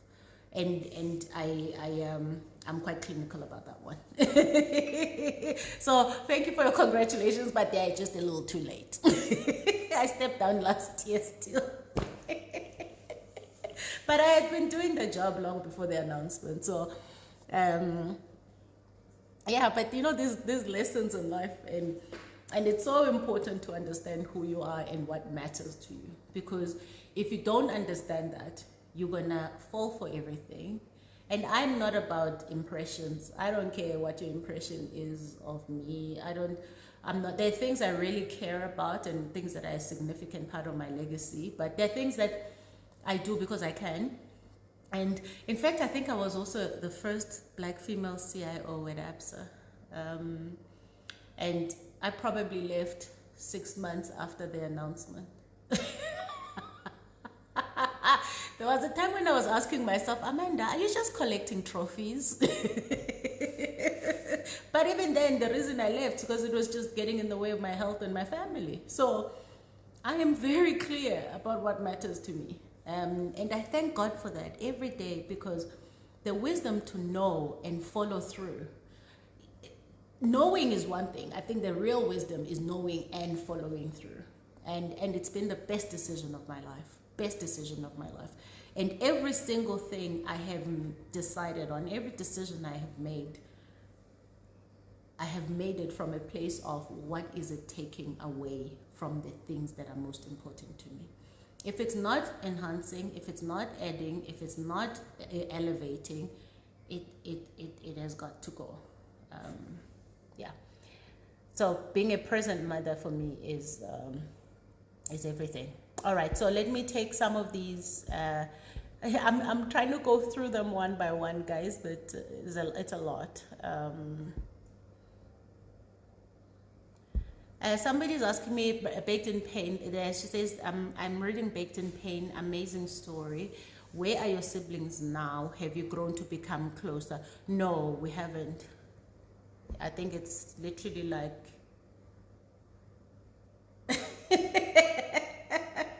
You're just like, guys, it's fine. You know, I'm gonna talk about siblings. I think let me top myself up. You know, when I go down these roads, I need a bit of something. So, no, the one thing I want to say about about siblings in general, I don't want to talk just about my siblings. Because you're born by the same person, doesn't mean you are tied to each other for life, even when the things aren't working. And I mean, I write about my story in Baked in Pain. There's an entire chapter that I took out about my sister, because at the time I was still going through and processing things. And needless to say, since 2018, things just went from bad to worse. And not because, I mean, when I see her, we talk, but honestly, we with my siblings, we may well be classic. I'm closer to strangers than I am to them, and I've made peace with that. It's okay. I just think that if I've spent most of my life doing certain things for people, the least I can get in return is, and being the last born child. The least I can get is a little bit of care and you know, actually I don't even have the words to describe some of these things. I just don't believe that because you're born by the same person, you're stuck with each other.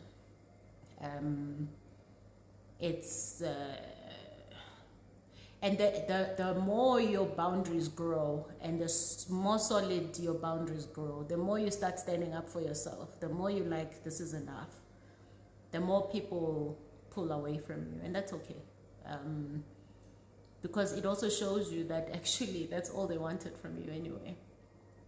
They never really cared. And we all, I mean, if you have anything like that, you know the depth of that kind of pain. It's like you just wish you had people that genuinely just care for you. So I don't know that thing. I don't know it. I'm doing my best to foster it with my children. But I still tell my children, because you're born by me, it doesn't mean you're stuck with each other. Long after I'm gone, if you feel like the other person is abusing you and taking serious advantage of you, do what you need to do. Don't think I'm lying there in my grave thinking, oh, my children are not getting along. No, I've done my part. The rest is up to you. And I'll be chilling, drinking my verve, not thinking about that at all. Maybe I'll be in another body. Maybe I'll be coming back as a cat. So I'm just like, guys, don't feel stuck with each other purely because I gave birth to you. I want you to be connected through love, not blood. Love, care, and this sense of, you know what, you're doing your best, I'm gonna support you. Not there, you're my sister, therefore you must, or you're my brother, therefore you must. No.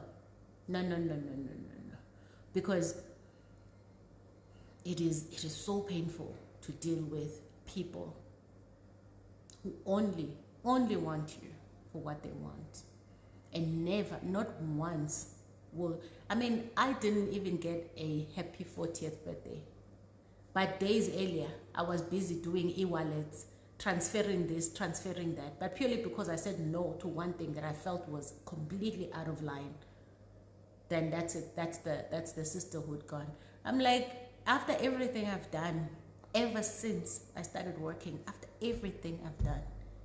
So if it wasn't that one, it's the other one who was supposed to be a father figure to me, who tried to kill me. I'm just like, hi guys, my life is like a movie. That's why I wrote a book. I was like, I need to tell somebody.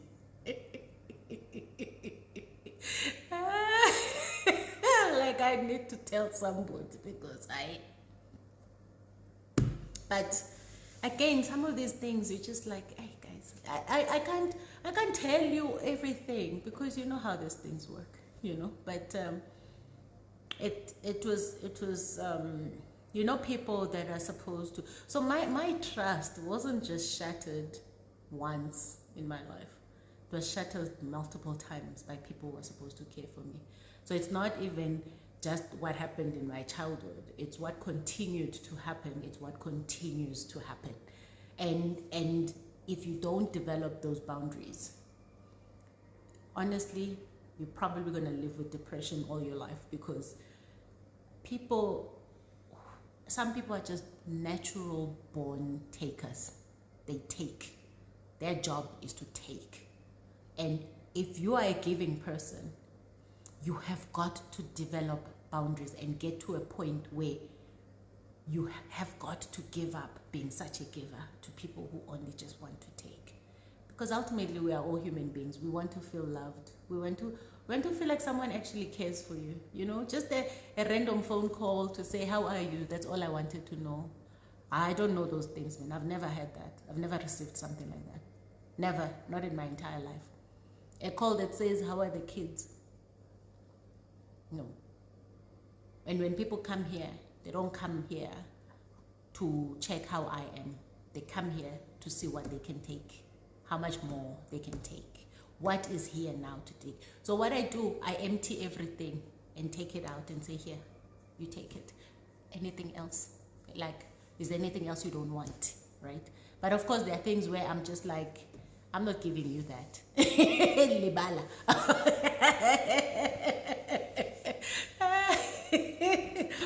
Guys, it would be very disrespectful of me to lie to you about my circumstances. And you never get lies from me. You'll get the hard truth. even as hard as it is to say it, because pretty much like these comments, people can relate. But what's nice is when you know you're not the only one, when you know that even other people suffer the same thing, and somehow we still remain joyful, you know. So now my joy is chosen. It's not because I've got siblings that love me and care about me, a place that I can run back to. No, I've never had it. So anyway, I think that's also an empowering thing, because I've had to create it for myself. I've had to create this sanctuary. But sometimes, hey, they come to the sanctuary and you're like, why are you here, Kahle? But you know the answer. But sometimes, you know, little Amanda hopes for a little bit more than, but little Amanda gets disappointed every time. Every time. The other day, I was in a bit of a state. But it was triggered by something my husband had told me about a friend. But you know, it's one thing he was telling me about his friend, and then I have no idea how I pivoted to telling him about something, you know, and one of these experiences, the one time when my mom was here, and was I crying, guys? When I've had some nice good verve, hey, the tears come nicely, hey. I was crying, and the thing with my husband, and I'm crying, he doesn't know what to do. It's just like, ish, baby. Yeah, it's this thing. And my husband doesn't identify with any of the things I tell him about my family. And he experiences it.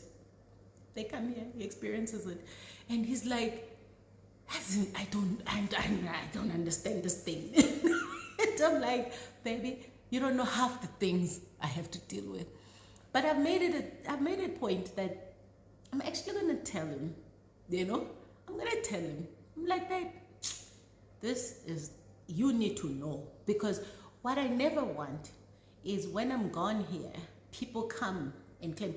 Imagine when they try to loot whilst I'm here. Imagine what happens when I'm gone. So I'm like, no, let me tell you, so that you don't think there's this. I don't want this facade of there's something there. There's nothing there, and this is all these things, you know. So takers are not just out there, guys. They are amongst us. And it is the worst thing in life to be a giver.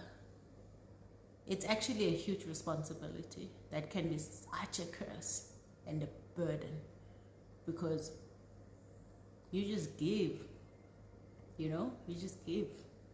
But even if you're a giver, it doesn't mean you need to be abused. You should now only give to people. You should be so conscious of who you're giving to, both your time, your energy, and your financial resources. Because, I mean, unless you have some stash of lotto somewhere, I work very hard for my money. And I need to know that what I'm putting it towards, remember, whatever I put my money towards, it's taking away from something else. Because I don't have endless billions of monies or millions sitting somewhere. So whatever I have to make it work. And I cannot steal my children's future just to please other people or to make them love me. They'll never love me. It was never there. Never, ever, ever, ever. So, and why should I buy love? Why should I buy love? I've got way too much pride for that. I'm not going to buy love. I'd rather be without it. And if you're going to love me or care for me because I can do something for you, then that's not love. Yeah, we've gone deep, ne? We've gone very deep. Well, you asked the question, so okay, let me take another one.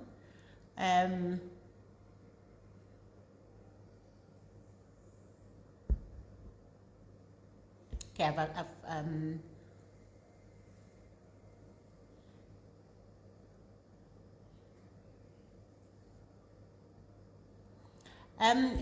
okay, to me saying something about having transitioned, currently trying to transition from corporate to entrepreneurship, and she's finding it difficult to keep up with the business side. And she feels I think overall just feels overwhelmed. Oh yeah, emotional abusers, those, they just come to dump on you. Yeah, no, no, yes, I'd rather just be labeled as cold. It's okay. Why would you worry about my pies? They're my pies. Why are you worried about them? My oven is decent. It's okay. It doesn't burn things. I know those ovens where you know which ones I'm talking about. Oh man. Anyway, I think if you keep asking me about my pies, you're probably prompting me to get off now. Anyway, so it's a good thing. Let me do that. Let me.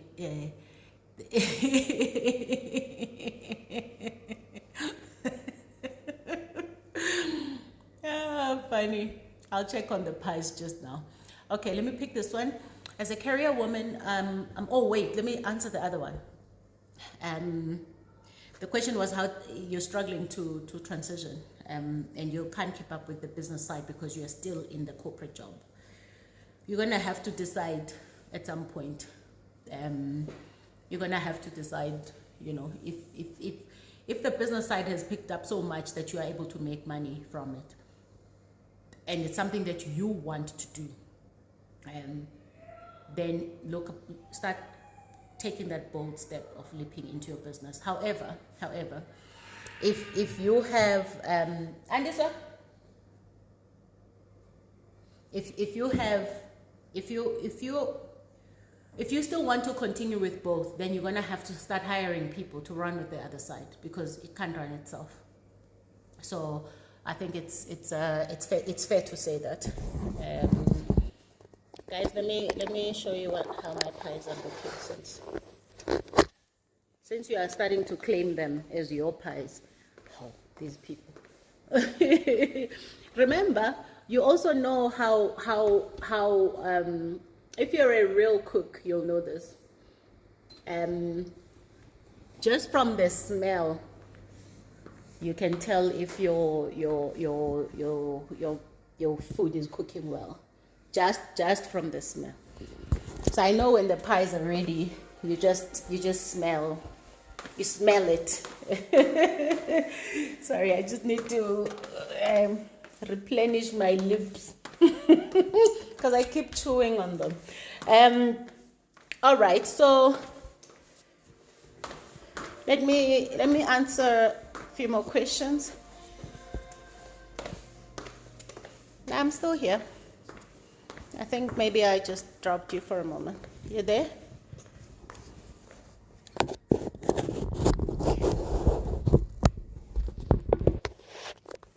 All right.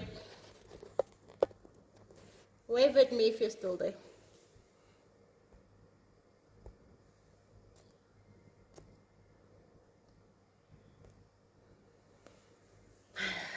Okay, guys, let me put.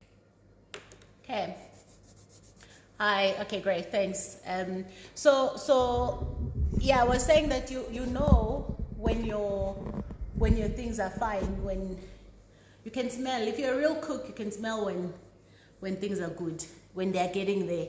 All right. So let me. Thanks, guys. I can see you. So this transitioning part, I think I've answered that. I mean, there's no other way to tell you. At some point, you are going to have to make some bold decisions. So either hire people, because it's a good thing to have if the business is starting to pick up and it's needing more of your attention. But decide if you want to be an entrepreneur or stay in corporate. That's okay. If you want to stay in corporate, and it's a good thing, you can earn both, but then you're going to have to hire people. You're going to have to hire on the other side so that the business can grow as well.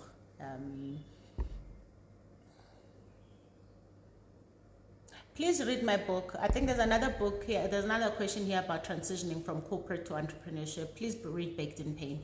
It really doesn't cost a lot of money. And you can keep reading it time and again. You'll find something different every time you read it. You can get Baked in Pain at amandatambuza.com. If you're in South Africa, if you're in Lesotho, Pinky Manowing. or just DM me. I'll send you the details. If you're in Namibia as well, Botswana as well, Tsepiso Mganga in Botswana is selling the book. So just you know, I think you should actually get the book. There's a reason why I also actually wrote the book, is so that you can get some of these things that I've experienced and how I've done them. Then you can get more. You can keep referring to it, if I may put it that way. Okay, so I think I'm gonna have to leave it here. There are questions here, but some of them I just think, guys, you can't ask me questions like this. I'm sorry, I don't mean to be mean, but you can't ask me how you choose the right partner for yourself. Come on, I can't tell you that. You must know how to do that. You know, yes, I'm talking to someone Eswatini. Can I do book in audio? Guys, I do so many things, please. If what I've done doesn't suit you, I'm sorry. For you, I'm not sorry me, but I'm sorry for you. And I respectfully say that's what I've got. If I haven't done it yet, it's because I haven't got the capacity to get to it. So it's not because there's no desire. Remember, whatever I do, if it takes away from what matters to me, it's a problem. So audiobook, I've looked into it. I've even started it, but there's a. I think I'm just gonna stick with what I've got for now, if I put it that way. So I think I'm about 3-5 minutes from taking out my pies, but what I still have to do, which I think let me do quickly. If there's a question that tickles my fancy, maybe I'll answer, but can't ask me how to choose life partners, guys. Remember, I'm not, that's not what I do. You also can't ask me things like how to get out of a bad relationship. I'm not a psychologist. You must seek help from professionals. I'm not a professional. I've studied the stuff, but I'm not qualified to do things like that. So I hope that you help yourself where you need to help yourself. But what I'm going to do now is quickly. Remember, I have some fresh peas.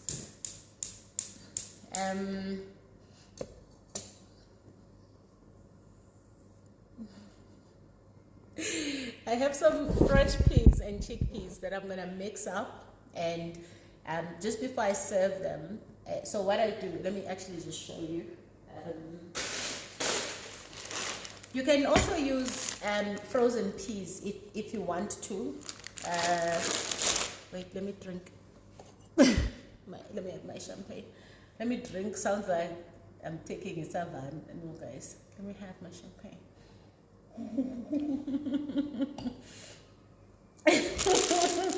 Oh, that song. I like that song that says Solanin Pisavan. I love that song by Nyan, I think. Oh, I love that song, but that line. By the way, I have friends who enjoy it, so don't think I'm being judgmental.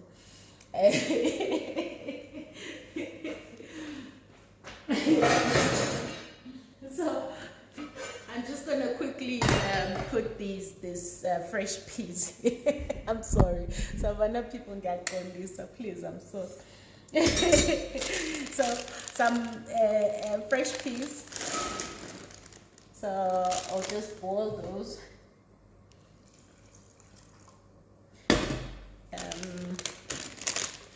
And I mean, with peas, you just boil them for 5 minutes.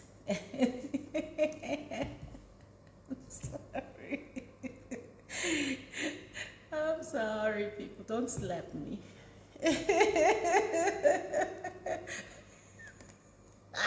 Once the peas have boiled, I'm just gonna boil them for 5 minutes, and then I drain chickpeas and mix it in there. And then what I do is when they get nicely cooked, I'll mush a little bit of it, just a little bit. So you want some mushiness, but then also just the whole ones. And then I'll put some mint in it, fresh mint, and you can serve that with the pie. Yeah, so that's just the finishing touches. I know, I'm sorry, my people in Savannah, please, I'm sorry, forgive me. It's ridiculous of me to even say that.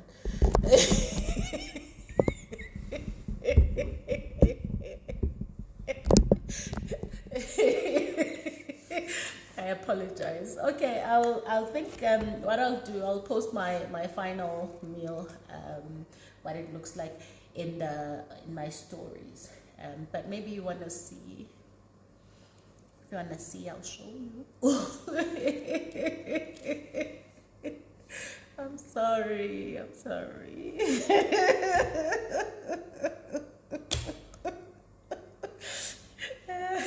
Just gonna drain the chickpeas whilst I think I've answered most of the questions, guys. Okay, let me maybe close with this one.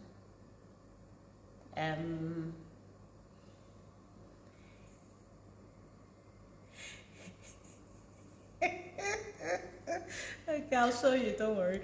This one says, how does one forgive themselves? So let me just leave you a bit with my mess here. And I check the oven quickly.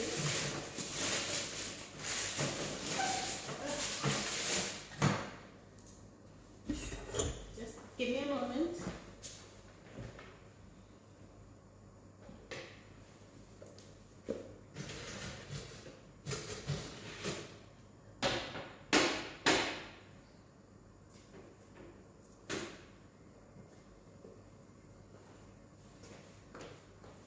Can you see? This is the pies. We made some pies. This is the pies. It looks so good. So I'm just gonna keep them warm in the oven.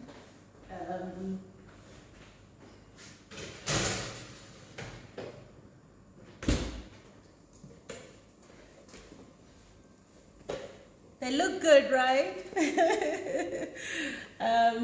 So I'll just leave them in the oven just to keep the heat, whilst I do the topping, and I'll post a nice photo of it. The pastries, I bought them from the supermarket, and the ones I bought, because sometimes it can be so hard to work with the rolled one. So I bought these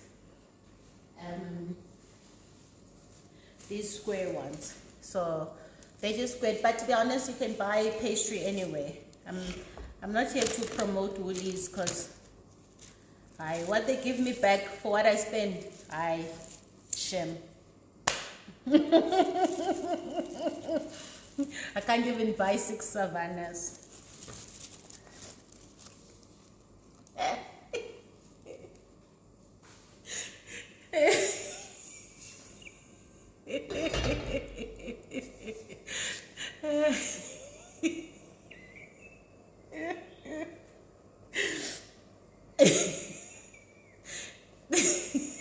Okay, guys. I've really enjoyed hanging out with you guys. So let me quickly finish my topping.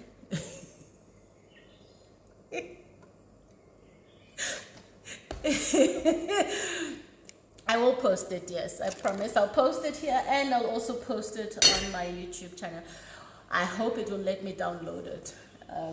But either way, I'll post it on Instagram. And you can feel free to comment there and engage with me. Then I can engage back with you, because sometimes I'm unable to respond back to every comment here, because they fly by so quickly. I did try Savannah once. I did try. It was once, Mar.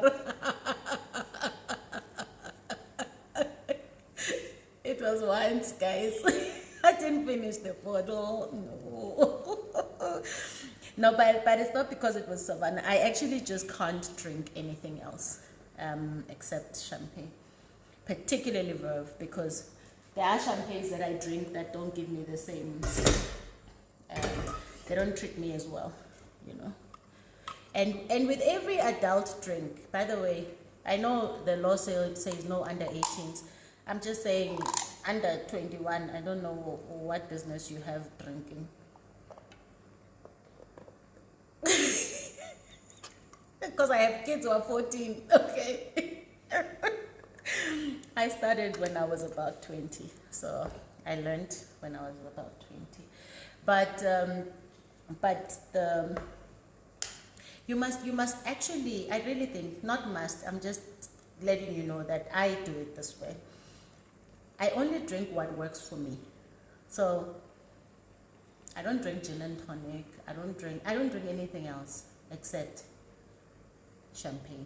Now people are always like, yeah, but champagne is only an aperitif. You know, for those people who think that they're like, you know, they think they know. I'm like, no, you can drink whatever you want as long as you are using your money to pay for it. So if I decide that I drink champagne throughout the entire dinner process, it's my money, so I'll do it.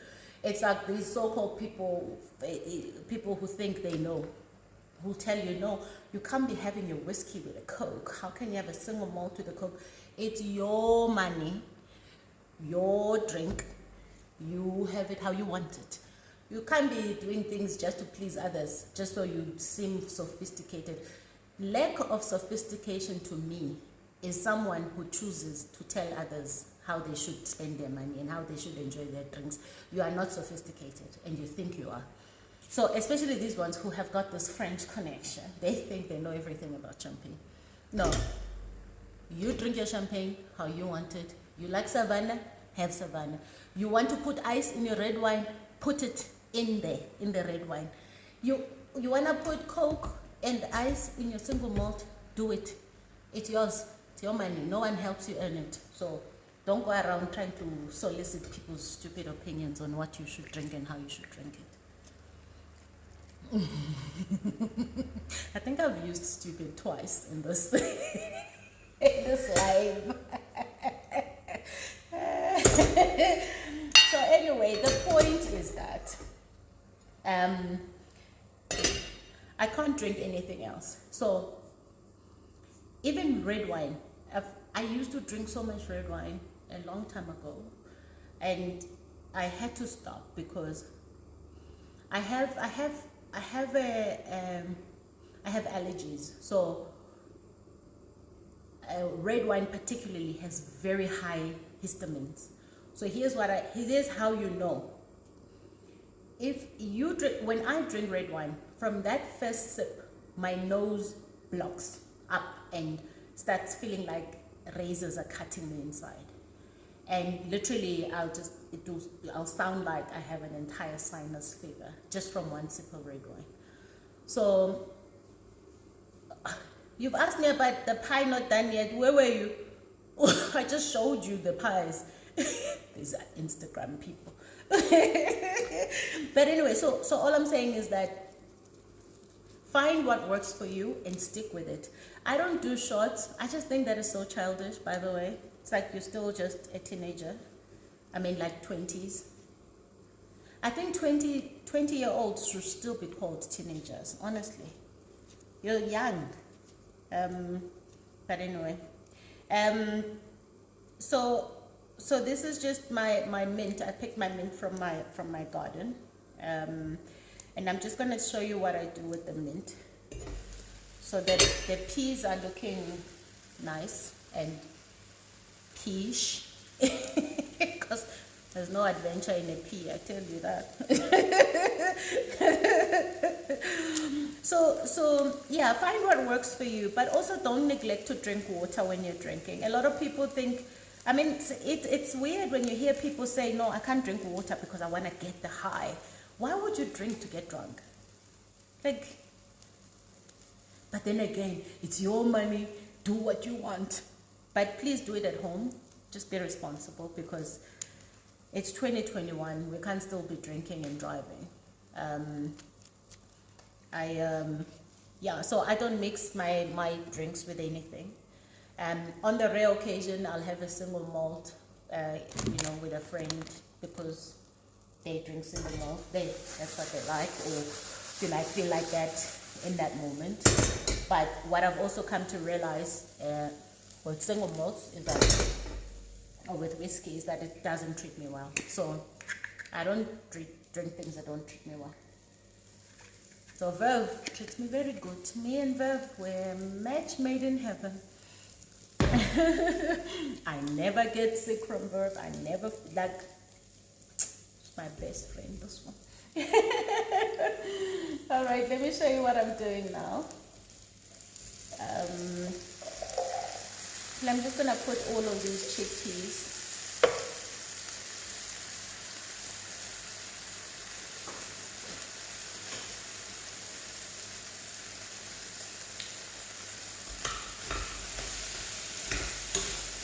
I'll show you in a moment.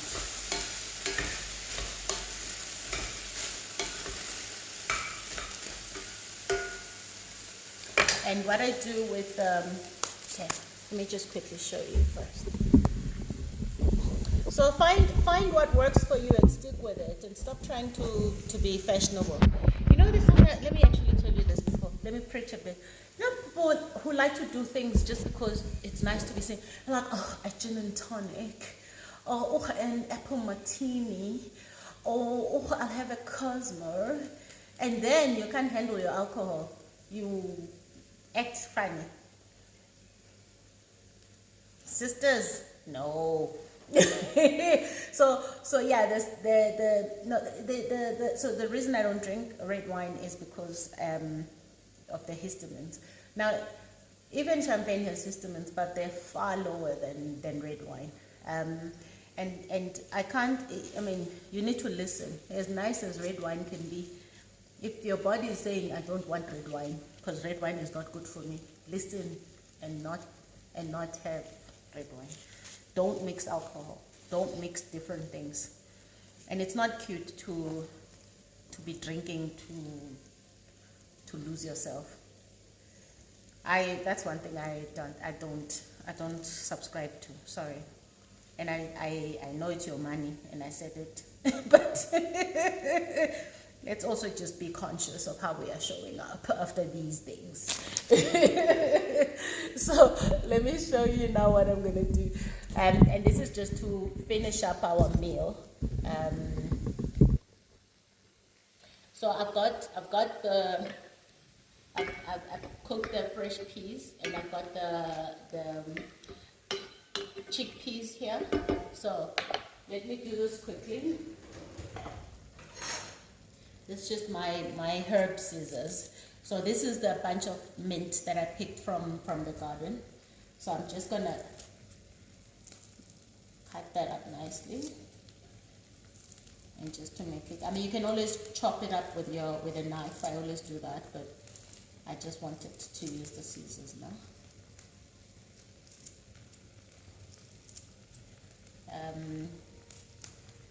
And if you've got mint jelly, you can also add mint jelly here. But I mean, I've got quite a lot of mint, so I can just jelly my own mint.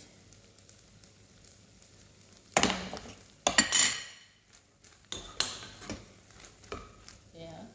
So I'm gonna keep cooking this until I've got some parts that I can mush. The mint will cook with it. So I'll take off the seasoning.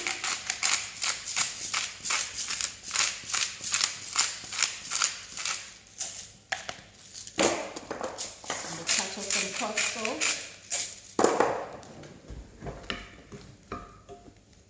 And I'll put just a touch more olive oil.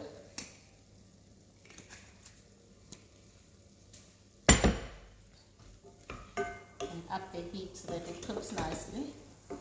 And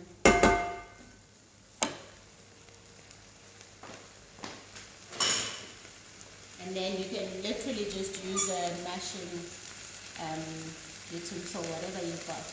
So if I show you what this looks like now, yeah,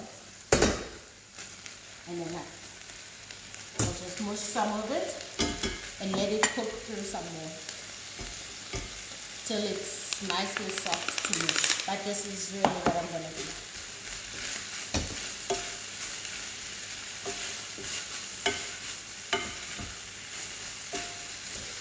So when you start to mush a little bit of it,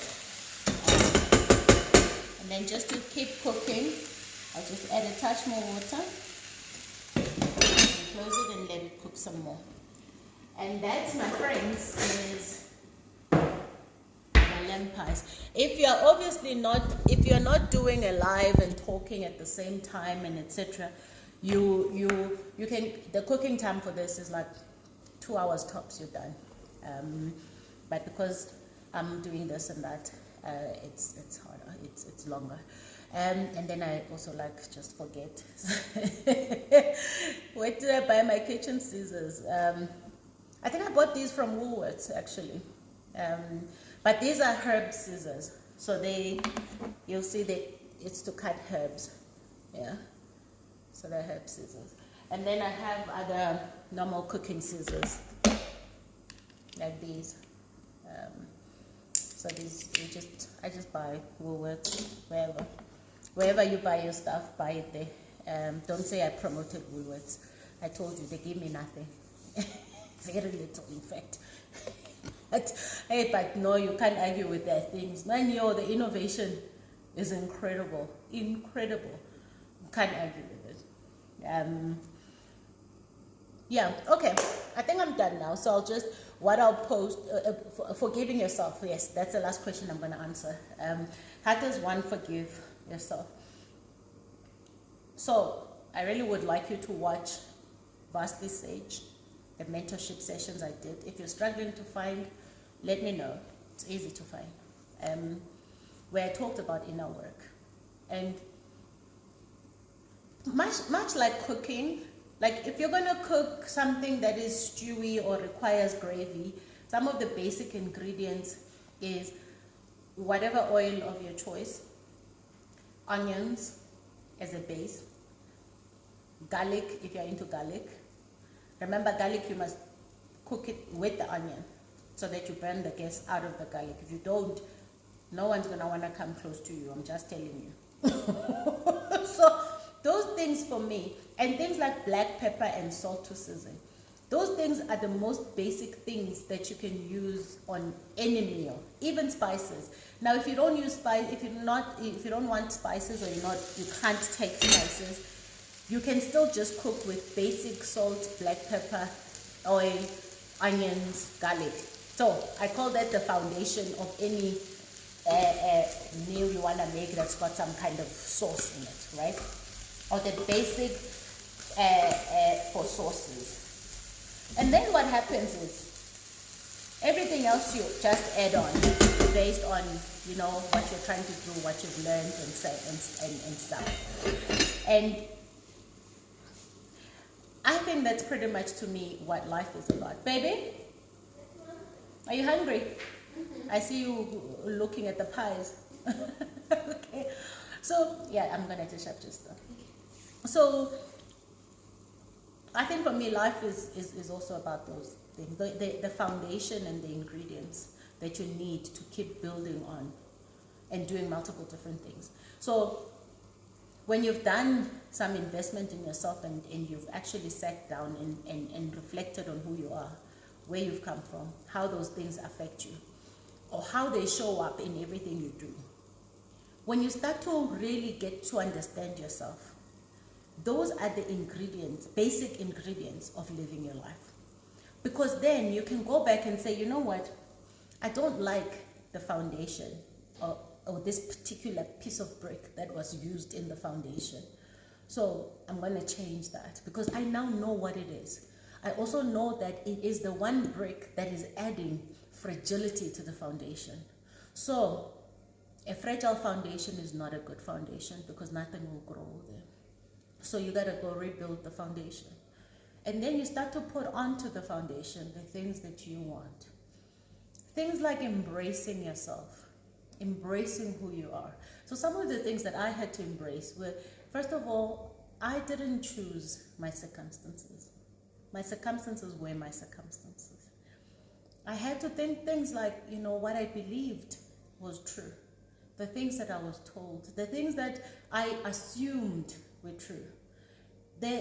So there's so much forgiveness of self that has to take place, but it will never take place if you have